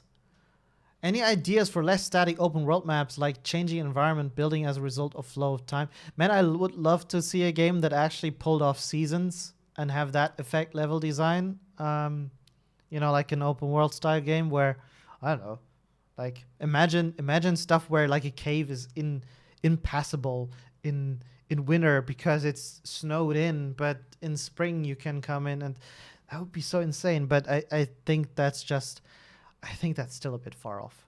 I don't know, like the amount of resources going into that, you'd be basically making multiple maps, you know, and if you did it kind of like that and in the same space, and it pulling that off well would be insane. Skyrim on Apple Watch, maybe. I can't wait to play Skyrim on the Xbox controller, like literally with a touchpad of the DualSense controller. Yeah, isn't Crowfall? Is it? I don't know. If they are trying that, good luck to them. What games are you guys looking most forward to?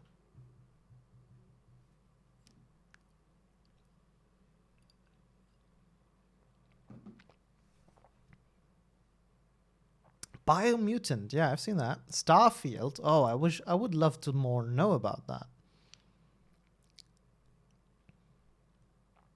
Man, you know, I haven't tried Super Mario Maker, but I love the idea, and I love seeing these ultra hardcore levels that people come up with. That it's basically like the developers can't come up with because their audience is very different, right? But then you can do the most difficult level ever if you want to, right? And it's perfectly fine, and it's such a great, amazing challenge. And I've seen their announcement for this new thing that they're making. I forgot what it's called. Which supposedly, you know, I suppose it's kind of like Nintendo's attempt at creating dreams, or like expanding the Mario Maker formula, right? And I'm really curious how that is and what people can come up with there. You know, I probably shouldn't be saying this because it's sort of my own job security, right? But I love if people like game making will become more accessible and people can experience more what it is like to make video games and actually have a quick way to start doing it and get to quick results, right? I could totally see Dreams being a cool mod base to create prototypes that you could use in your own portfolio if you wanted to apply somewhere, right? If you're just starting out. So yeah. Okay, man, you guys are awesome. I am in awe that so many of you, especially after the raid, have decided to stick around and spend some time with me today. Listen to my ramblings about the mad designs, the crazy designs of these developers. And yeah, I hope once again that actually this was exactly, Fabian. Good night. I'm following you, not literally. And I hope today has helped once again for all of you also to get some insight into the crazy amount of mind work, of brain power that goes into making our favorite games, right? Things like the light placed on the blood decal so it is ever so slightly more visible, so you can, find the corpse, which is already very easy to find, just much more easier, right? And more conveniently. And, so you can ultimately focus more on being in the game world and having fun. And I hope you can see also that, yeah, making games isn't really easy, but oh boy, is it hell of a lot of fun. Like, it is genuinely a blast for me to make video games, and I'm sure that it is the same thing for many, many other people doing that. And I hope that I can share that passion and that excitement about video game making with you guys, that it reaches you and that you can develop a bit of a fascination, if you haven't already, for the process of making games. Hey, Pixel Breach, kind regards right back, right back at you. So yeah, next week, I promise we'll do it for sure. I know I said it last time, but this time I really want to dedicate time. Also, I've gotten much closer over the course of this play session, right? We will play the Clockwork Mansion, and I am hoping to get my mind absolutely blown by it. Now, I will make some advertisement here. That there's Danny O'Dwyer's No Clip channel, right? And they have just released apparently a new documentary on the design of Dishonored. I haven't watched it yet. I have not watched it yet. The timing is, of course, impeccable. So I know it has a section on the Clockwork Mansion, so I want to play it. I want to play it so I am free to watch that documentary and see what the designers behind it have to say about this level. Again, I have no clue what I'm in for. This is something we'll experience super fresh together next week. So if you know it already, don't spoil any of it, please. And yeah, I think that one will be really, really fascinating. So my recommendation, check out No Clip. Also, check out that documentary. You can watch it. I don't need to. Not yet. And yeah, thanks again for spending your evening with me. I know 3 hours, 3.5. That's a lot of time. I'm very grateful for that. I hope you liked the stream, and I wish you a great, great good night or day wherever you are. Stay hydrated and stay safe. Good night. Goodbye.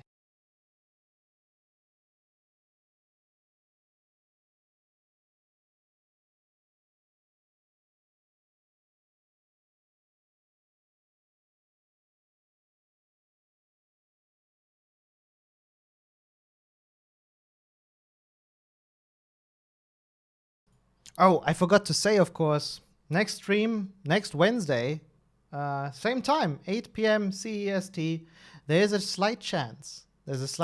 I might do a little just video game playing stream on Sunday. It's super optional, and it would only be me just literally playing this. Not much analysis. There might be some, but, much more laid back, much more just about, playing the game. But that's sort of the side dish. The real meal is, of course, on Wednesdays, and I, of course, wouldn't take any time from Sasko's stream, so it would probably happen during the morning or during the day, like 2 hours or so, lunch stream, and then in the night, we all go and join Pavel Sasko streaming Cyberpunk. Good night.